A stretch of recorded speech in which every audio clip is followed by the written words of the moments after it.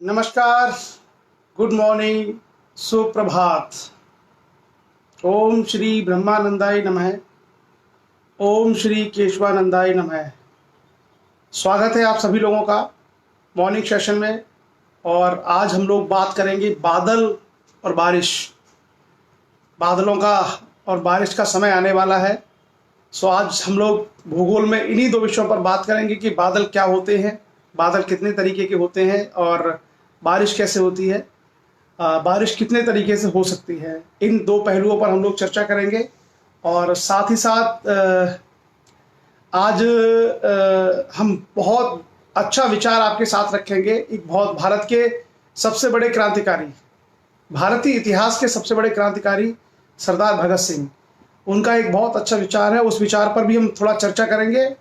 और उसके अलावा आज हमारे पास कविताओं का खजाना है। मुझे लगता है 3 से 4 कविताएं हमें प्राप्त हुई हैं। सो वो कविताएं भी हम आपके बीच में रखेंगे। आपका जो हमारा सेशन है वो इट्स फुल ऑफ नॉलेज। इसमें पूरा जो है ज्ञान का सागर इस आज के सेशन में हम प्रयास करेंगे समेटने का। और हम प्रयास कर रहे हैं कि अधिक से अधिक इसको इंटरेक्टिव बनाया जाए, यानी आप लोगों की तरफ से जो पहलू है वो अधिक से अधिक आए। वो निरंतर हम लोग प्रयास करते रहते हैं और प्रत्यक्ष या अप्रत्यक्ष रूप से आप वो सारी चीज़ें भेजते रहते हैं। सो सेशन को आरंभ करने से पहले मैं सभी का स्वागत करता हूं। Welcome to all of you on Facebook live. और जो लोग जुड़े हैं, एक बार मैं सबको की जो उपस्थिति है यहाँ पर रजिस्टर हो चुकी है, मैं नाम पढ़ देता हूँ ताकि हमारा जुड़ाव बना रहे। नीलम राजपूत है हमारे साथ में, लोधी भारत राजपूत, RBS लोधी जी, विशाल सिंह राजपूत जी, प्रदीप सिंह लोधी जी, दिनेश श्वेता सिंह जी, धर्मेंद्र राजपूत जी, सागर राजपूत जी, श्यामलाल लोधास जी, हरिशंकर राजपूत किसान साहब है हमारे बीच में, स्वामी ब्रह्मानंद जी अमर रहे, राम लखन राजपूत जी, अनीश कुमार जी, राज राजपूत, पूनम राजपूत, कृष्णा प्रताप सिंह, अवधेश लोधी जी, धीरेन्द्र राजपूत जी बुंदेलखंडी, डॉक्टर सोमेंद्र जी, जोगेंद्र जी, RBS लोधी जी, Krishna Pratap Singh, Poonam Rajput, Shankar Singh Rajput, Jugendra Rajput ji, Anurag Singh ji, Lodhi Bharat Singh ji, good work, Vijendra Singh ji, Shivshankar Rajput, Lodhi PK प्रेमी, लोधी पुष्पेंद्र राजपूत, कमलेश कुमार राजपूत, चंद्रभान राजपूत, प्रदीप सिंह लोधी, लोधी दीपक राजपूत, लोधी लाला भैया सिंह, डॉक्टर नारायण सिंह पटेल, नमो बुद्धाय, धीरेन्द्र राजपूत जी, लोधी राकेश कुमार राजपूत जी, योगेश कुमार वर्मा जी, जोगेश, जोगेंद्र राजपूत जी, अनुराग सिंह लोधी, पुनीत राजपूत, गौरव शिक्षार्थी, डॉक्टर शेर सिंह कुशवाहा, शिवराम राजपूत हमारे राठ से, गौरव लोधी राजपूत, चंद्रभान राजपूत, आकाश राजपूत, सुमेर लोधी, उसके अलावा लोधी राकेश कुमार जी, भूपेंद्र सिंह लोधी जी, नीलम लोधी जी, लोधी रूपेश राजपूत, शिव शंकर राजपूत, रविंद्र सिंह राजपूत, रामचंद्र वर्मा जी, चैनदास जंघेल जी, लोधी पुष्पेंद्र राजपूत, गजेंद्र राजपूत जी, लोधी शैलेंद्र राजपूत जी, लोधी लाला भैया सिंह जी, सुनील राजपूत जो है कल पिता बने हैं, उनको बहुत बहुत बधाई हो। लोधी देशपाल सिंह राजपूत जी, राजीव राजपूत जी, चंद्रेश लोधा जी, गुड वर्क, शिवशंकर राजपूत, संजय लिल्हारे, निर्मल लोधी जी, लोधी पुनीत राजपूत, लोधी गिरिजेंद्र जी, हिमांशु जंघेल, लोधी दीपक राजपूत, उसके बाद अवधेश लोधी जी, नेत्रपाल सिंह, अजय सिंह पवार साहब, गौरव लोधी राजपूत, दीपक राजपूत जी, महेश लोधी जी, रामकिशन राजपूत जी, वीरेंद्र राजपूत जी, मुनेश राजपूत PTI साहब, उसके अलावा लोधी दिग्विजय सिंह जमसारा, लोधी गुरदीन सिंह राजपूत, निर्बल सिंह लोधी जी, आचार्य आलोक कुमार, चैनदास जंगील साहब, डॉक्टर मोनू राजपूत, देवेंद्र पटेल जी, गुड मॉर्निंग, नमस्कार, स्वागत है। SS निषाद जी हमारे बीच में आगरा से, हमारे मध्य प्रदेश लक्ष्य के संयोजक प्रदेश अध्यक्ष ओम प्रकाश सिंह नरवरिया साहब हैं हमारे बीच में, भिंड ग्वालियर से मानवेंद्र सिंह जी हैं, महेंद्र जी हैं, गजेंद्र राजपूत जी हैं, ओम प्रकाश राजपूत जी हैं। सो चलिए सभी लोगों को नमस्कार, स्वागत है। और जो लोग बाद में चर्चा में जुड़ेंगे उनका भी स्वागत है। और आज की चर्चा हम लोग आरंभ करने वाले हैं। चलिए कुछ लोग और जुड़े हैं इस बीच में, वो कहेंगे साहब हमारा नाम किनारे पे आके छोड़ दिया। सो बता देते हैं, भूपेंद्र सिंह लोधी, डॉक्टर मोनू राजपूत, लोकपाल सिंह, दीपक राजपूत, विपिन कुमार जी, OP राजपूत जी, संजीव राजपूत जी, लोधी विपिन राजपूत, नेत्रपाल सिंह, राजेश लोधी जी, योगेश कुमार जी, उसके अलावा हमारे साथ में हिमांशु जंघेल, आशीष राजपूत, महेश लोधी जी। स्क्रीन पे लेने का हम लोग शुरू करेंगे, किसी एक को स्क्रीन पे लेने का, लेकिन अभी नहीं। सुशील लोधी जी, हरिओम लोधी राजपूत, डॉक्टर जितेंद्र राजपूत जी, आप प्रवक्ता हैं जवाहर नवोदय विद्यालय में। नवनीत राजपूत जी, पीटीआई साहब मनीष राजपूत जी, आर के राजपूत जी, राजेश लोधी जी, लोधी गुरदीन राजपूत, राजेश लोधी जी, सो नरेंद्र सिंह लोधी जी, हरिओम लोधी राजपूत, एडवोकेट पुष्पराज सिंह लोधी मैयर सतना से हमारे बीच में। वेलकम, स्वागत है। लोधी शिवशंकर राजपूत, राम शंकर जी। तो चलिए अब शुरू करते हैं हम लोग। और आज के जो हमारे चिंतक हैं, अच्छा कुछ और लोग आए हैं अभी, जैसे मंजू दयाल जी आई हैं हमारे साथ में, वीरेंद्र राजपूत जी बदायूं से जुड़े हैं, हीरेंद्र प्रताप लोधी जी हमारे साथ में जुड़े हैं, और हमारे छोटे भाई गौरव शिक्षार्थी विद्यार्थी यहाँ बेसिकली आप हमारे बीच में जुड़े हैं। लोधी विपिन हमारे साथ में जुड़े हैं, हरिमोहन सिंह हरमोहन सिंह राजपूत ये भी हमारे साथ जुड़े हैं। सो इन लोगों का भी स्वागत है। आर के राज है हमारे बीच में और विपिन हमारे साथ में है। नवीन विनोद लोधी, सभी का स्वागत है। Welcome to all of you. So सबसे पहले आज हम एक विचार की बात करेंगे, और आज हमने भारत के महान क्रांतिकारी सरदार भगत सिंह का एक विचार आपके बीच में रखा है, मतलब आपके लिए लेके आए हैं। और वो विचार आपको बहुत हद तक आपका मार्गदर्शन करेगा। लोधी प्रशांत वर्मा, हरिओम आर्या जी, नीलम राजपूत जी, उसके अलावा हिमांशु चोप सिंह राजपूत जी, आप सभी का भी स्वागत है। लोधी हेमंत राजपूत इंदौर से, इंजीनियर शीलेंद्र लोधी राजपूत टुंडला फिरोजाबाद से, चिराग लोधी, रामलखन राजपूत, आप सभी लोगों का भी स्वागत है। संध्या वर्मा जी। सो लगभग अब 200 लोग हमारी चर्चा में लाइव हो चुके हैं। तो हम शुरू करते हैं बाकी का समय का ध्यान में रखते हुए। तो सरदार भगत सिंह भारत के सबसे बड़े क्रांतिकारी थे। सरदार भगत सिंह की जो एक समय लोकप्रियता और उनके जो कार्य थे वो महात्मा गांधी से भी ऊपर से। हमारे नियमित साथी हरिमोहन राजपूत साहब और भंवर सिंह नरवरिया जी जुड़ चुके हैं, और अभिराज और अवनीश नरवरिया भिंड, ये दोनों लोग, चारों लोग भी जुड़ चुके हैं, इनका भी स्वागत है। और बाकी अब सब लोग आते जाइएगा, सबका स्वागत है। तो सरदार भगत सिंह की जो लोकप्रियता थी और उनके जो कार्य थे, एक समय में महात्मा गांधी से भी ज्यादा वो फेमस थे भारत में।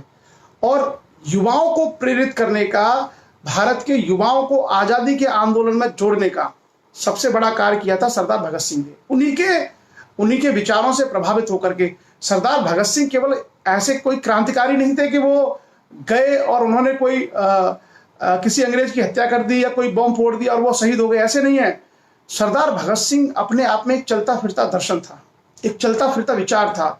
उनको 23 साल की उम्र में उनको फांसी हो गई थी, लेकिन 23 साल की उम्र तक न जाने कितनी सारी किताबें, न जाने कितने निबंध, कितने आर्टिकल वो लिख चुके थे, और बड़ी स्पष्ट और एक क्लियर जो विचारधारा थी वो उन्होंने रख दी थी सरदार भगत सिंह ने। तो सरदार भगत सिंह को हम लोग खाली इसलिए नहीं याद करते कि वो शहीद हुए क्रांतिकारी थे। सरदार भगत सिंह की तरह और भी बहुत सारे लोग शहीद हुए थे, लेकिन सरदार भगत सिंह क्या थे, इस देश में जितने भी प्रकार का शोषण था, जितने भी प्रकार का अमानवीय शोषण, उस शोषण के विरुद्ध थे। और सरदार भगत सिंह का ये कहना था कि ऐसा न हो कि अंग्रेज यहां से चले जाएं और बाकी दूसरे लोगों का शोषण कर लें। तो बहुत दूर तक की सोचते थे। एक सोचो ना, 23 साल का एक लड़का जिसको 23 साल की उम्र में फांसी की सजा हो गई थी, वो 23 साल का लड़का तमाम किताबें लिख के चला गया इस भारतवर्ष के लिए, और देश में होने वाले तमाम जो है शोषण और अत्याचार के खिलाफ खुल करके, अगर धार्मिक आधार पर कोई शोषण था तो उसको भी उन्होंने लिखा, अगर सामंतवाद के आधार पर कोई शोषण था तो उसको भी उन्होंने लिखा, अगर ऊंच नीच भेदभाव के आधार पर शोषण था तो उसको भी उन्होंने लिखा। तो सरदार भगत सिंह ने जो रूढ़ियां भारत में विद्यमान थी, उन सारी रूढ़ियों को चुनौती दी, और उन्होंने केवल अंग्रेजों से भारत को आजाद होने के लिए लड़ाई नहीं लड़ी। सरदार भगत सिंह ने अंग्रेजों के अलावा जितने तरीके के लोग शोषण करते थे, उन सबसे देश को कैसे आजाद किया जाए, इसके संबंध में बड़ा व्यवस्थित दर्शन रखा। इसलिए सरदार भगत सिंह आज भी, मुझे लगता है अगर पूरे देश में ये सर्वे किया जाए युवाओं के आइकन में, तो आज भी शायद नंबर 1 पर सरदार भगत सिंह ही है। क्यों? क्योंकि सरदार भगत सिंह ने इस देश में हजारों सालों से चली आ रही जो विकृतियां थी, उन सारी विकृतियों को, उन सबको दूर करने के लिए बड़ा संघर्ष भी किया, और अंग्रेजों के साथ साथ भारत में जो रूढ़िवादी व्यवस्था थी, उस रूढ़िवादी व्यवस्था में सुधार के लिए, उसको सही करने के लिए भी प्रयास किए। और वो चीजें आज भी हमें काम आती हैं। आज भी आप जो है उनके बारे में बहुत सारी पुस्तकें पढ़ सकते हैं, उनको समझ सकते हैं। एक किताब उन्होंने लिखी है बड़ी प्रसिद्ध, अगर कभी आपको समय मिले तो, बहुत छोटी सी किताब है, सरदार भगत सिंह की सबसे प्रसिद्ध किताब है मैं नास्तिक क्यों हूं। सरदार भगत सिंह ने एक बहुत अच्छी किताब लिखी है जिसका नाम है मैं नास्तिक क्यों हूं। आप कभी उस किताब को पढ़िएगा तो उसमें बाकायदा उन्होंने पॉइंट टू पॉइंट हर चीज को स्पष्ट किया है, और मुझे लगता है आप में से अधिकांश लोग उससे कन्विंस होंगे। उस किताब को अगर आप पढ़ेंगे तो आप समझ पाएंगे कि सरदार भगत सिंह जितने तरह का शोषण था उस शोषण की कितनी गहराई में जाके उसकी समझ रखते थे और उस शोषण को दूर करना चाहते थे। तो ऐसे महान क्रांतिकारी सरदार भगत सिंह, जिनका जन्म 1907 में हुआ और 1931 में उनको फांसी दे दी गई थी। बाकी चीजें हम उनके बारे में पढ़ते रहते हैं। उनके 2 विचार मैं आपके बीच में रखूंगा, छोटे छोटे से विचार हैं, काम आ सकते हैं। पहला तो उन्होंने एक विचार दिया था देश के लिए कि हमें अपने देश को आजाद कराने के लिए क्या सोच रखनी चाहिए। एक तो उनका ये विचार था, वो मैं आपके बीच में रखूंगा। और एक जो विचार था जो उन्होंने इस देश की व्यवस्था में जो शोषण था उसके खिलाफ जो दिया था। तो सबसे पहले देश को आजाद कराने के लिए उन्होंने एक बहुत अच्छा, जो क्रांतिकारी थे उन क्रांतिकारियों में बहुत अधिक हद तक वो चर्चित रहा। क्या विचार था? दिल से निकलेगी न मरकर भी वतन की उल्फत, दिल से निकलेगी न मरकर भी वतन की उल्फत, मेरी मिट्टी से भी खुशबुए वतन आएगी। तो वो अपने देश को इतना ज्यादा प्रेम करते थे कि सरदार भगत सिंह कहते थे कि मेरे मरने के बाद भी ये उल्फत मेरे दिल से नहीं निकलेगी, अगर मैं मर भी जाऊंगा तो भी मेरी मिट्टी से वतन की खुशबू आएगी। और अगर हम ये कहें कि उन्होंने एक किताब लिखी थी मैं नास्तिक क्यों हूं, तो आज के लोग क्या है, आज के लोग सरदार भगत सिंह को देशद्रोही घोषित कर देंगे। अगर आपने ये बोल दिया कि मैं नास्तिक क्यों हूं, ये सरदार भगत सिंह की एक महान किताब है और ये पुस्तक मुझे अच्छी लगती है, तो हो सकता है कुछ सिरफिरे ये बोले कि आप तो देशद्रोही हो। आप जैसे नास्तिक शब्द बोलते हो कई लोगों को मिर्ची लग जाती है, कई लोगों को लगता है ये देशद्रोही है। और जब आप उनसे कहोगे कि सरदार भगत सिंह ने लिखी थी, जो लड़का 23 साल की उम्र में इस देश के लिए शहीद हो गया, अगर आज का माहौल होता तो हो सकता है कुछ अंधभक्त कह देते कि ये तो देशद्रोही है। आप सोचिए, जिसने अपने प्राणों के लिए सर्वोच्च बलिदान दिया। तो शिक्षा के माध्यम से हम ये जानते हैं कि सही क्या है, गलत क्या है, यथार्थ क्या है। इसलिए युवा पीढ़ी को लगातार पढ़ते रहना चाहिए, युवा पीढ़ी को निरंतर चिंतन करते रहना चाहिए कि सरदार भगत सिंह जैसा इस देश का महानतम व्यक्तियों में से एक आदमी जब ये लिख रहा है इस देश में शोषण और अन्याय के खिलाफ, तो हमें समझना चाहिए कि उनकी और उस देश के लिए उसने सर्वोच्च बलिदान दिया, उस देश के लिए उन्होंने सर्वोच्च बलिदान दिया। तो हम सब लोगों को ये सीखना चाहिए कि हमारे देश को आजाद कराने के लिए इतने महान लोग इस तरह के अगर विचार रखते थे तो कुछ ना कुछ तो उसके पीछे रहा होगा। कुछ स्वामी ब्रह्मानंद जी, उन्होंने इतने अच्छे विचार दिए हैं, आप उनके विचारों को पढ़िएगा। तो मैं पहले स्वामी ब्रह्मानंद जी के बारे में नहीं जानता था, मेरा जब सिलेक्शन हो गया था उसके बाद मैंने उनके बारे में पढ़ा।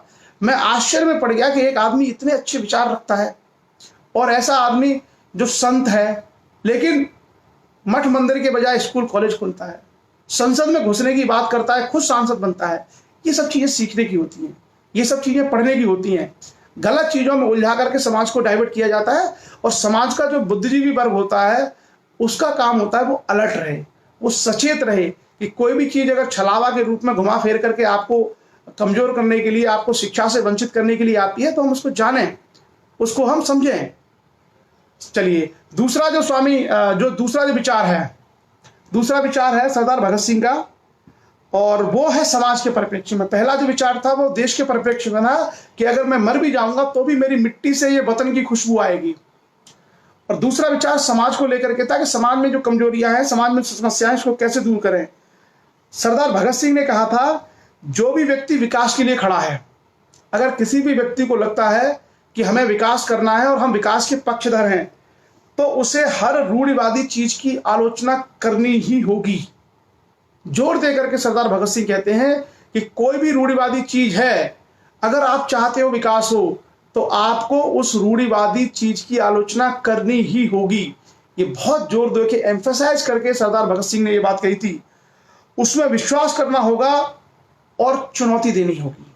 अगर आप रूढ़ियों को, मान्यताओं को चुनौती नहीं दे सकते तो कभी आप परिवर्तन को अंजाम नहीं दे सकते, और बिना परिवर्तन के ना तो कोई सभ्यता आगे बढ़ी है और ना ही किसी समाज ने विकास किया है। तो ये महान क्रांतिकारी हम सबके लिए पूजनीय, हम के सबके लिए प्रेरणा स्रोत, हम सबके लिए आदर्श सरदार भगत सिंह के ये विचार थे, एक राष्ट्र के परिप्रेक्ष्य में और दूसरा उनका विचार समाज के परिप्रेक्ष्य में। तो मुझे उम्मीद है युवा पीढ़ी इनको पढ़ने का प्रयास करेगी। जैसे हम लोग फिल्मों में अपना समय लगाते हैं, उसी तरीके से हमको इस तरह के महान लोगों को पढ़ना चाहिए। सरदार भगत सिंह, सुभाष चंद्र बोस, गणेश शंकर विद्यार्थी, स्वामी ब्रह्मानंद जी, तमाम महान लोग भारत में हुए हैं। उनको पढ़ के हमें समझ में आता है कि इन लोगों ने क्या काम किए, क्या चाहते थे, क्यों इतने बड़े बलिदान इन लोगों ने दिए। अगर हम नहीं पढ़ेंगे तो कोई भी अनपढ़ आदमी हमको बेवकूफ बनाता रहेगा। ये भी आप याद रखिएगा, अगर हम खुद नहीं पढ़ेंगे तो कोई भी अनपढ़, कोई भी अज्ञानी आदमी गलत ज्ञान के आधार पर हमको बेवकूफ बनाता रहेगा। जैसे कल शाम की हम चर्चा कर रहे थे, तो कल शाम की चर्चा में हमने देखा था कि उसमें 2-3 लोग कमेंट कर रहे थे, सब मुगलों का इतिहास क्यों पढ़ाया जाता है। तो वो एक अज्ञानता परिलक्षित होती है कि भाई 300 साढ़े 300 साल भारतवर्ष के पर जो है मुगल शासन रहा है, हम उसको क्यों नहीं पढ़ेंगे। अगर हम उसको नहीं पढ़ेंगे तो उस 300 सालों में क्या हुआ भारत में कैसे मालूम पड़ेगा। तो ये क्या होता है कि अगर आप नहीं पढ़ेंगे तो कोई भी अज्ञानी आदमी आकर के आपसे वो हटा देगा मुगल हिस्ट्री को और उसकी जगह पर काल्पनिक कहानियां डाल देगा, और उसका नुकसान बच्चों को होता है यूनिवर्सिटी कॉलेज इत्यादि में। सो हमेशा बुद्धिजीवी वर्ग को सचेत रहना चाहिए पढ़ने के प्रति। कभी भी किसी व्यक्ति की एकांगी विचारधारा नहीं होनी चाहिए। हर चीज को पढ़िए, और खास करके जिस चीज को आप पसंद नहीं करते हैं उसको जरूर पढ़िए। आपको लगता है कि मैं इस चीजों को या इस विचारधारा को पसंद नहीं करता, पसंद क्यों नहीं करते हैं, इसलिए नहीं कि आपको किसी ने कहा है या आपके मन में आ गया, बल्कि आप उसका अध्ययन करके देखिएगा कि उसमें समस्या क्या है। हो सकता है उसमें कुछ अच्छाइयां भी आपको मिले। तो हमेशा व्यापक दृष्टिकोण होना चाहिए जिसके माध्यम से हम चीजों को गहराई से पढ़ें, बेहतर तरीके से समझें, और अगर हम इस पैटर्न पर चलते हैं तो ज्यादा अच्छे तरीके से चीजों को और दुनिया को समझ पाते हैं। और जो लोग ज्यादा बेहतर समझ पाते हैं वही लोग ज्यादा बेहतर तरीके से काम कर पाते हैं। तो चलिए, ये आज का हमारा विचार था। और वैसे तो हम सभी लोग सरदार भगत सिंह को याद करते ही रहते हैं, आप भी हमेशा उनको पढ़ते रहिएगा। अगर आप पढ़ते रहेंगे तो कम से कम समझते रहेंगे, क्योंकि पढ़ेंगे तभी जानेंगे, और जब जानेंगे तभी मानेंगे। एक विचारधारा होती है। देखिए, मैं आपको बताऊं, तर्कशील व्यक्ति में और प्रगतिशील जो विचार है उसमें और अंधभक्त में क्या फर्क होता है। एक अंधभक्त व्यक्ति वो होता है जो पहले मान लेता है, बाद में जाने या ना जाने, लेकिन वो पहले मान लेता है कि हाँ यही है। तार्किक व्यक्ति, प्रगतिशील व्यक्ति, आधुनिक व्यक्ति वो होता है पहले उसको जानता है, पहले जानने का प्रयास करता है, और अगर वो जान नहीं पाता तो वो मानता नहीं है। अगर उसने जान लिया केवल तभी मानेगा। तो हमेशा विकास का क्रम ये रहा है कि पहले जानो फिर मानो। और कोई जो दूसरी विचारधारा का व्यक्ति होगा वो पहले कहेगा पहले मान लो, जान तो बाद में लेंगे। तो फिर कभी आप जान नहीं पाएंगे, क्योंकि आपने जब मान ही लिया है तो जानने का प्रयास होगा ही नहीं। क्योंकि जब हमने कहा कि भैया ये है ही है, मान ही लिया, तो क्यों जाने। तो ये चीजें रोकती हैं। तो हमेशा पढ़े लिखे वर्ग की जिम्मेदारी बनती है, ये आपका नैतिक दायित्व बनता है कि हम इन चीजों को समझें, इनको पढ़ें। क्लियर। सो चलिए, अब इस विचार के बाद हम लोग आगे बढ़ते हैं। और आगे हमारा विचार है आज हमारा विषय है भूगोल में बादल और बारिश, कि बादल कैसे बनते हैं, कितने तरह के बादल होते हैं, और बरसात कैसे होती है। तो सीजन भी आने वाला है बरसात का। तो सबसे पहले हम लोग, जैसे आप लोग आकाश की तरफ देखते होंगे, खास करके जून के महीने में, जुलाई में, अगस्त में, तो आपको बादल दिखाई देते होंगे। और जब क्वार या कार्तिक का महीना आता है, मतलब अक्टूबर नवंबर, तो आप देखते होंगे कि आसमान बिल्कुल साफ हो जाता है, एकदम नीला दिखता है। भारत के कुछ क्षेत्र ऐसे हैं जहाँ पर रोजाना बादल दिखते हैं, कुछ क्षेत्र ऐसे हैं जहाँ कभी कभी बादल दिखते हैं, कुछ एरिया ऐसे हैं जहाँ बारिश नहीं होती है, कुछ क्षेत्रों में आपने हमेशा बारिश देखी होगी। ये भारत का पूरा पैटर्न है। तो हम सब लोग इन सब चीज़ों के बारे में जानने का प्रयास करेंगे कि ये बादल होते कैसे हैं, ये बनते कैसे हैं। बादल बनने की प्रक्रिया मैं आपको बता देता हूँ। कुछ फैक्ट हैं, थोड़ा सा इसमें फैक्ट ज़्यादा है, क्योंकि बादलों के प्रकार बेसिकली हमें जानना आवश्यक है। बाकी बादल बनते कैसे हैं वो, अगर आप लोगों ने वायुमंडल देखा होगा, वायुमंडल में हमने चर्चा की थी परसों, तो हमने ये कहा था कि वाष्पोत्सर्जन के कारण जब धूप बहुत पड़ती है, तो धूप बहुत पड़ने के कारण क्या होता है कि पानी भाप में बदलता है, पानी वाष्प में बदलता है, इवेपोरेशन होता है। और उसके कारण से क्या है, वो पानी भाप में बन बन के ऊपर की ओर चला जाता है। और ऊपर जाकर के हमने देखा था कि प्रत्येक 100 प्रत्येक जो है 1 किलोमीटर पर लगभग 6.5 डिग्री टेम्परेचर कम हो जाता है। यानी 165 मीटर अगर ऊपर जाते हैं तो 1 डिग्री सेल्सियस टेम्परेचर कम हो जाता है। ये हमने पढ़ा था वायुमंडल में। तो 1 डिग्री टेम्परेचर अगर 165 मीटर पर कम होता है और मान लीजिए हवा जो है वाष्प की हवा ऊपर जा जाती चली जाए तो एक जगह क्या होगा, वो ठंडी हो जाएगी क्योंकि तापमान कम हो रहा है। और जब हवा ठंडी हो जाएगी तो ठंडी हवा होने के बाद क्या होगा कि वो जो पानी, जो वाष्प में पानी गया था, वो फिर क्या है, संघनित हो जाएगा, कंडेंस हो जाएगा। और कंडेंस होने के बाद क्या होगा, या तो वो जल की बूंदों में कन्वर्ट होगा, और जल की बूंदों का आयतन ज्यादा होता है, द्रव्यमान ज्यादा होता है, तो वो हवा में टिकी नहीं रह सकती, परिणाम स्वरूप वो नीचे गिरेगी। तो क्या होगी, बारिश होगी, डिजलिंग हो सकती है, बारिश, रेन हो सकती है। और क्या होगा, दूसरा हमारा क्या हो सकता है कि वो और ऊपर चले जाए और ऊपर तापमान बहुत कम है, तो ऐसे में हो सकता है वो क्या हो जाए कि वो बर्फ के कणों में बदल जाए। तो कभी कभी आप लोगों ने देखा होगा कि हमारे आसपास ओले पड़ जाते हैं। कभी कभी हमने देखा होगा कि जून का महीना होता है, आंधी आती है और अचानक ओले पड़ जाते हैं, अक्सर आप लोगों ने देखा होगा। तो जो ये ओले पड़ते हैं, ये क्यों पड़ते हैं, ये वही वजह होती है कि जो जलवाष्प है हवा के सारे संघनित होकर के ऊपर जाता है, और कंडेंस होने के बाद वो बहुत ज्यादा ऊंचाई पर जाने के बाद इतना तापमान कम हो जाता है कि वो पानी में कन्वर्ट होने के बजाय बर्फ में कन्वर्ट हो जाता है। आप उदाहरण से समझिएगा कि अगर कोई हवा जो है, जलवाष्प इतना ऊंचा चला जाए जिसकी ऊंचाई एवरेस्ट के आसपास है, तो निश्चित रूप से वो पानी नहीं रहेगा, क्योंकि वहां पर तापमान इतना कम हो चुका होता है कि वो पानी जो जलवाष्प है वो कन्वर्ट होगा हमारा हिम के कण में, यानी बर्फ के कणों में। और यही बर्फ के कण जब नीचे गिरते हैं, जिसको हम लोग ओले के रूप में जानते हैं, और इसको हम लोग ओला वृष्टि कहते हैं, हेल स्ट्रोम। ये हेल स्ट्रोम अक्सर आपके गर्मियों के दिनों में आपको देखने को मिलते हैं जगह जगह। तो ये समझ में आया, ये हमारा पैटर्न होता है, और बारिश में हम इसको आगे देखेंगे। तो ये जो जलवाष्प ऊपर जाता है, यही हमारा किस में कन्वर्ट होता है, बादलों में। यही अलग अलग तरह के बादल ऊपर जाकर के बनते हैं। इसमें कुछ और भी सारे कण मिल जाते हैं, धूल कण है और तमाम और सारे कण भी इसमें मिले रहते हैं। इस प्रक्रिया के माध्यम से हमारे बादलों का, यानी क्लाउड्स की फॉर्मिंग होती है। आजकल एक कॉन्सेप्ट आ रहा है कृत्रिम बादलों का, मतलब नाइट्रस ऑक्साइड और पता नहीं कौन कौन सी गैस हैं, उसको छोड़ करके वायुमंडल, मतलब उसमें वायुमंडल में ले जा करके और हवाई जहाज से उनको छोड़ते हैं, और वो उस एरिया में जो विद्यमान जलवाष्प है उसको संघनित कर देता है और ज्यादा। तो कई बार वहां भी बारिश हो जाती है। कृत्रिम बारिश का भी कॉन्सेप्ट एक आया है, और कई एरिया में, विश्व में कई सारे क्षेत्रों में कृत्रिम बारिश भी कराई जाती है। वो नाइट्रस ऑक्साइड गैस और शायद 1-2 कंपोजिशन और होते हैं, उसको छोड़ा जाता है। क्लियर?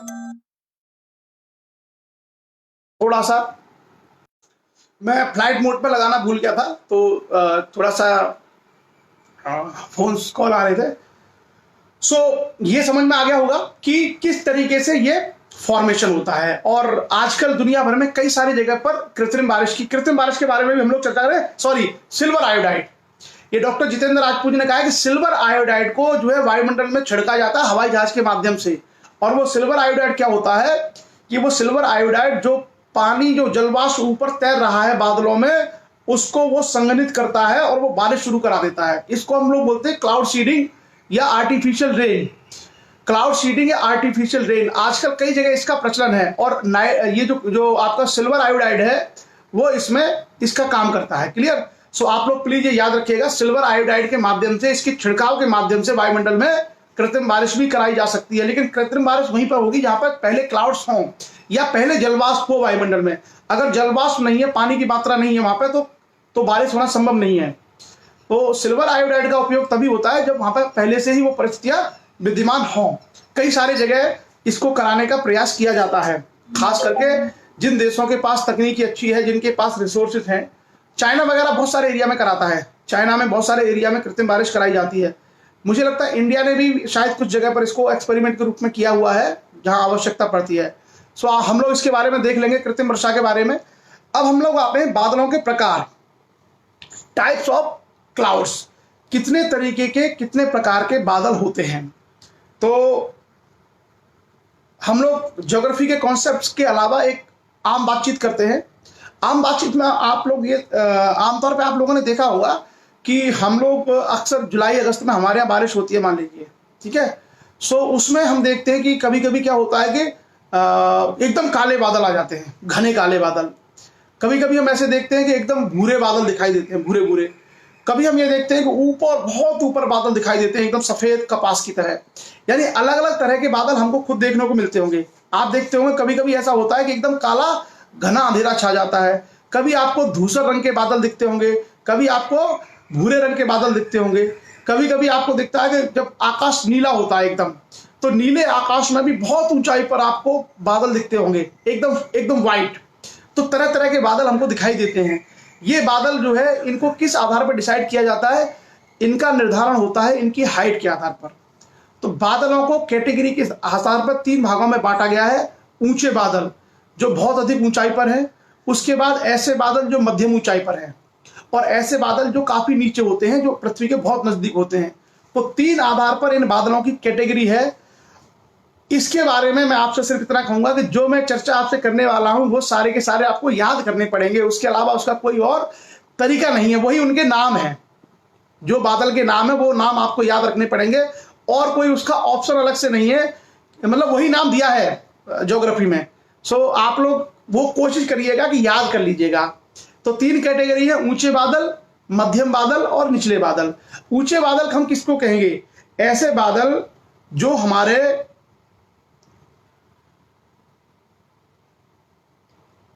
5000 मीटर से ऊपर हो। यानी समुद्र का जो तल है, समुद्र के तल से अगर 5000 मीटर से अधिक ऊंचे हों, यानी एवरेस्ट और जो बड़ी बड़ी पहाड़ियां हैं, इन पहाड़ियों के पैरेलल जो बादल घूमते हैं, 5000 मीटर से ऊंचे बादलों को हम कहते हैं ऊंचे बादल। जिनकी हाइट पृथ्वी के समुद्र के तल से 5000 मीटर यानी 5 किलोमीटर से ऊपर है, उनको कहा जाता है ऊंचे बादल।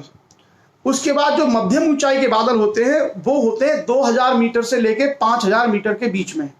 2000 मीटर से 5000 मीटर के बीच में जो बादल होते हैं, उनको हम कहते हैं मध्यम ऊंचाई के बादल। और जो बादल 2000 मीटर से नीचे होते हैं, उसको बोलते हैं हम निम्न बादल, लोअर क्लाउड्स।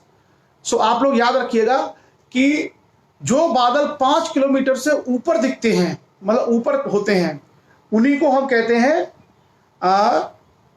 ऊंचे बादल। कभी आप लोगों ने हवाई जहाज से यात्रा की होगी, कुछ लोगों ने की होगी। तो जब आप हवाई जहाज से यात्रा करते हैं, तो उस समय क्या होता है कि जब आपका हवाई जहाज है वो 5000 मीटर से ऊपर चला जाता है, मतलब 5 किलोमीटर से ऊपर चला जाता है आपका हवाई जहाज। और ऊपर, जैसे मैंने कहा ना, क्षोभ मंडल आपका 18 किलोमीटर तक है विषुवत रेखा पर, कहीं कहीं 12-13 किलोमीटर है, 12-13 किलोमीटर तक है ऊंचाई में। तो क्षोभ मंडल से ऊपर उठते हैं वायुयान। तो आपके जो वायुयान हैं, वहां पे आपने देखा होगा कि वहां पे आमतौर पे तो आपको साफ दिखता है। वायुयान जब आपका उड़ता है हवा में, तो इतनी ऊंचाई पर चला जाता है कि वहां पर कोई बादल नहीं होते, और बादल होते भी है तो या उसके आपके हवाई जहाज के नीचे आपको दिखते हैं एकदम सफेद रंग के बादल। तो वो आप हवाई यात्रा में उस तरह के बादलों को देख सकते हैं, जिनकी हम बात करने वाले हैं। पहले स्तर के जो बादल हैं, अधिक ऊंचाई वाले बादल, और वो जो बादल हैं उनको हम लोग 3 कैटेगरी में पढ़ते हैं। ऊंचाई पर 3 कैटेगरी के बादल होते हैं। सबसे पहले तो हमने बादलों की 3 श्रेणियां बांटी। सबसे ऊंचाई के बादल जो 5000 मीटर से ऊपर है, मध्यम ऊंचाई के बादल जो 5000 से 2000 मीटर के बीच में है, और 2000 से नीचे वाले निम्न ऊंचाई के बादल।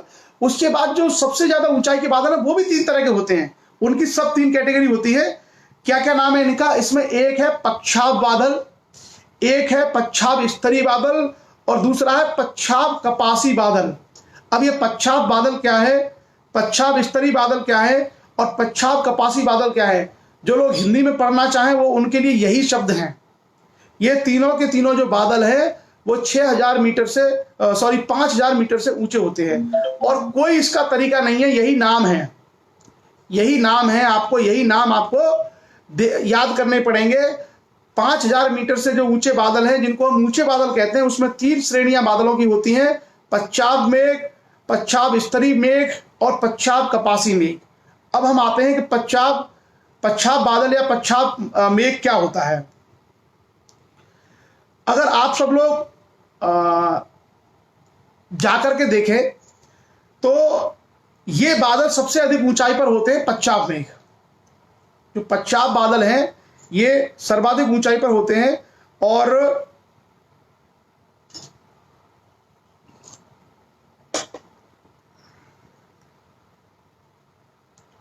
मैं आपको इसके ना सबके एक एक वर्जन भी बता देता हूं, जो जो लोगों कुछ लोगों को दिक्कत हो रही होगी।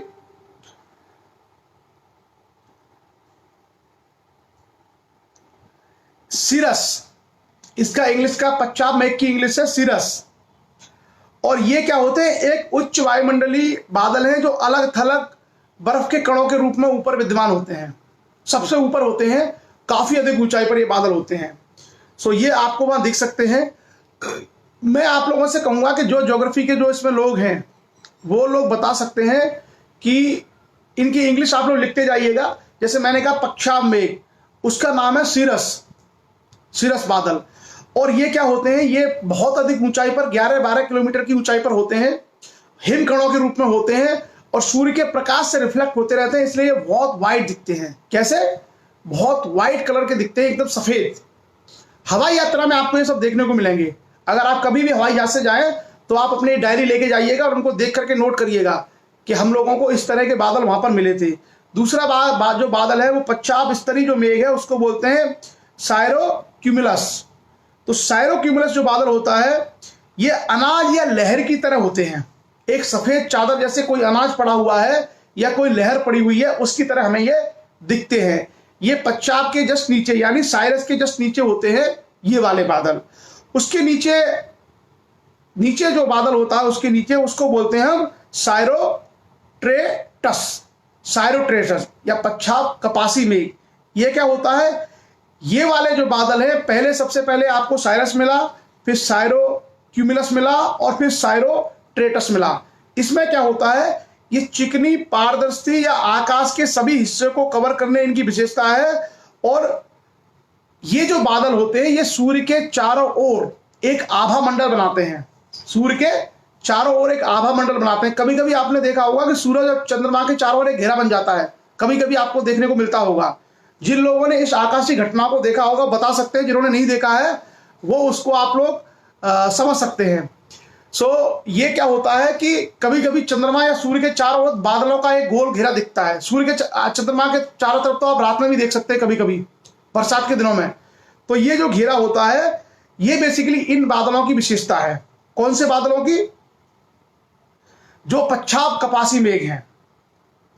और मैं कोशिश करता हूं हिंदी इंग्लिश दोनों के बताने की, दोनों के बारे में बताने की, कि एक दोनों चीजें आपकी एक ही में कवर हो जाए।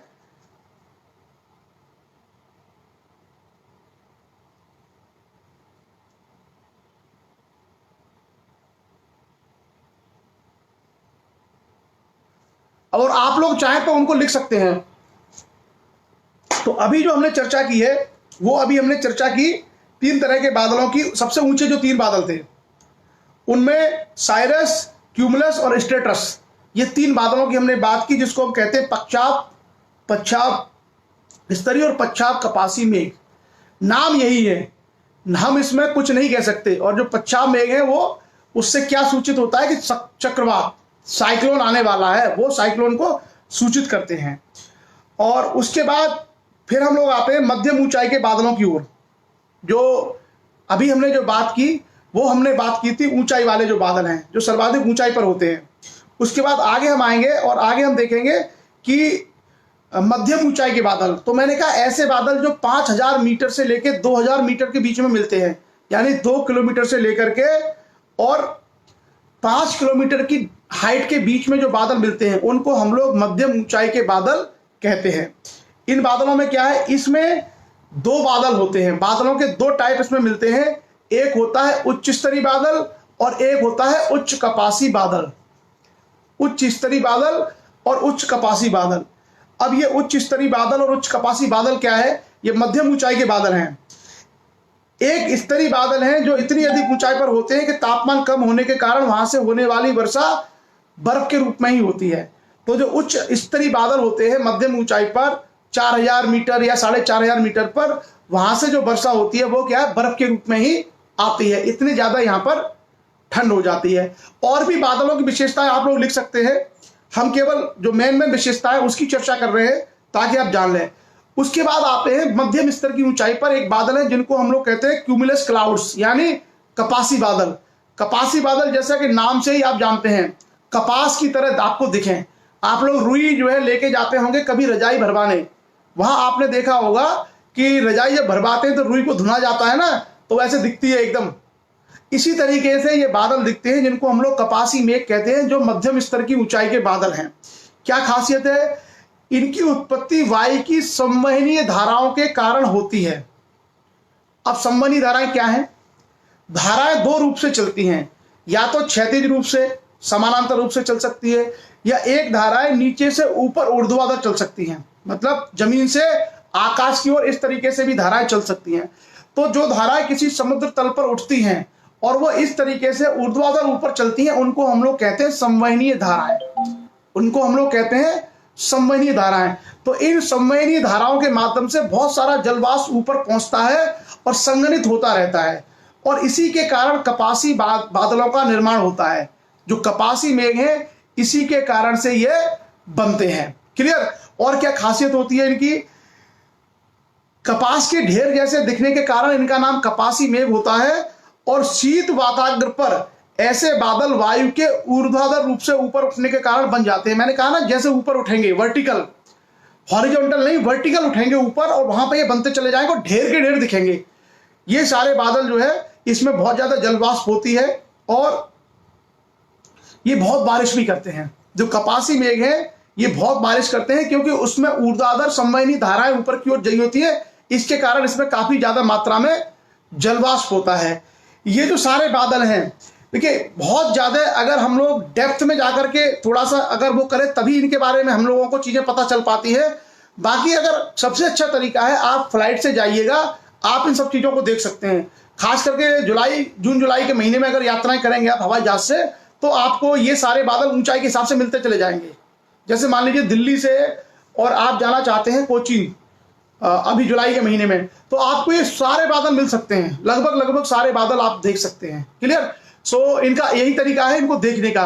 बाकी तो हम लोगों को अध्ययन करना है, बाकी हम लोगों को स्टडी करनी है। तो जैसा मैंने कहा, कपासी बादल काफी बारिश करते हैं और ये संवहनी धाराओं के कारण इनका निर्माण होता है, और शीत वाताग्र पर बहुत ज्यादा होते हैं और बहुत मोटे होते हैं, ये बहुत ज्यादा होते हैं, क्योंकि संवहनी धारा के रूप में धाराएं लगातार ऊपर ऊपर बढ़ती रहती हैं। उसके बाद हम आते हैं तीसरी जो बादलों की कैटेगरी है, जिसको हम लोग कहते हैं निम्न बादल। जिसको हम लोग कहते हैं निम्न बादल। निम्न बादल का मतलब वो होता है लोअर क्लाउड्स, जो 2 किलोमीटर से नीचे होते हैं, जिनकी हाइट 2 किलोमीटर से नीचे होती है। ये बादल आप लोगों को ऐसे ही मिल जाएंगे, जैसे कभी आप लोग घूमने जाइएगा नैनीताल, या और थोड़ा ऊंचाई पर चले जाइएगा, पहाड़ों में आप घूमने जाना, तो पहाड़ों में कभी कभार क्या होगा कि जून का महीना है और अचानक जो है बारिश हो रही है, या आपने देखा होगा कि आप किसी ऊंचे पहाड़ी पर है, जैसे मान लीजिए नैनीताल या नैनीताल से और ऊपर किसी एरिया में है, और वहां आपने देखा होगा कि कोई खाई दिख रही है, उस खाई में आपको बादल दिख रहा है, मतलब आपको अपने से नीचे भी एरिया में बादल दिख रहा है। तो ऐसे बादलों को हम कहते हैं निम्न बादल, लोअर क्लाउड्स, जो 2000 मीटर से ऊंचे होते हैं। कहीं भी पहाड़ी स्थानों पर जाकर के आप इनको आराम से देख सकते हैं। जैसे अभी जून का महीना है, आप अगर दार्जिलिंग जाते हैं तो आप ऐसे बादलों को देख सकते हैं। आप अल्मोड़ा जाएंगे तो आप ऐसे बादलों को, मतलब आप बिना हवाई जहाज के भी इन बादलों से ऊपर जा सकते हैं। आप ऐसे चले जाइए गाड़ी से, तो आप अगर हिमालय के ऊंचे क्षेत्रों में जाएंगे तो ये सारे बादल आपको मिल जाएंगे। मसूरी चले जाइए, वहां आपको ये बादल नीचे मिल जाएंगे। औली चले जाइए, आपको ये सारे बादल वहां पर नीचे मिल जाएंगे। मतलब आप उन बादलों से गुजर सकते हैं। जब आप बादलों से गुजरेंगे तो आप भीग जाएंगे, बादलों से जब आप निकलेंगे तो भीग जाएंगे। बादल के अंदर क्या है? जलवाष्प है। तो ये बादल आपको भागते हुए दिखेंगे बिल्कुल सामने, और आप अपने कमरे में बैठे बैठे बड़े आराम से वो बादल देख सकते हैं कि बादल उड़ के जा रहा है और इस घाटी में चला गया। क्लियर? सो ये वाले बादल आपको बड़े आसानी से दिख सकते हैं। अब इसमें क्या है, जो निम्न बादल हैं, इन निम्न बादलों में 2 तरह के बादल होते हैं, नहीं सॉरी 4 तरह के बादल होते हैं। जो 2000 मीटर से नीचे है वो 4 तरीके के बादल हैं। जो नाम मैं आपको बता रहा हूं, मतलब मेरी भी मजबूरी है कि कुछ और इसका रास्ता नहीं है। जो इसके नाम है वही नाम आपको याद रखने पड़ेंगे, और कोई तरीका नहीं है, यही बेसिकली। लेकिन 3 मोटी कैटेगरी अगर आप याद कर लेते हैं, ऊंचे बादल, मध्यम स्तर के बादल और निम्न ऊंचाई के बादल, तो भी हमारा काम चल जाएगा। लेकिन कुछ बादलों का नाम हमें पता होना चाहिए। कई बार क्या होता है, जैसे मैंने कहा कि कौन से बादल ऐसे हैं जो चंद्रमा के और सूर्य के चारों ओर घेरा बनाते हैं, कौन से बादल हैं जो इस बार का संकेत देते हैं कि चक्रवात आने वाला है। तो ये सब चीजें तो हमें मालूम रहनी चाहिए। ये क्या है? ये बेसिक पॉइंट्स हैं। जैसे श्यामलाल लोधा जी ने कहा कि वैष्णो देवी अगर जाते हैं तो वहां भी आप बादलों को आराम से देख सकते हैं। तो ये जो सारे बादल हैं वो सारे बादल क्या है, ये सारे के सारे बादल कम ऊंचाई के बादल होते हैं। इनमें 4 कैटेगरी के बादल हैं। क्या है, सबसे पहला बादल है स्तर कपासी बादल। पहले का नाम है स्तर कपासी बादल, दूसरे का नाम है स्तरी बादल। कोई अगर अंग्रेजी चाहे तो लिख दीजिए, क्योंकि मुझे फिर दूसरे पेज पे जाना पड़ेगा। पहला स्तरी कपासी बादल, दूसरा स्तरी बादल, तीसरा वर्षा स्तरी बादल और चौथा कपासी बादल। ये 4 तरह के बादल हम लोगों को कम ऊंचाई पर देखने को मिलते हैं।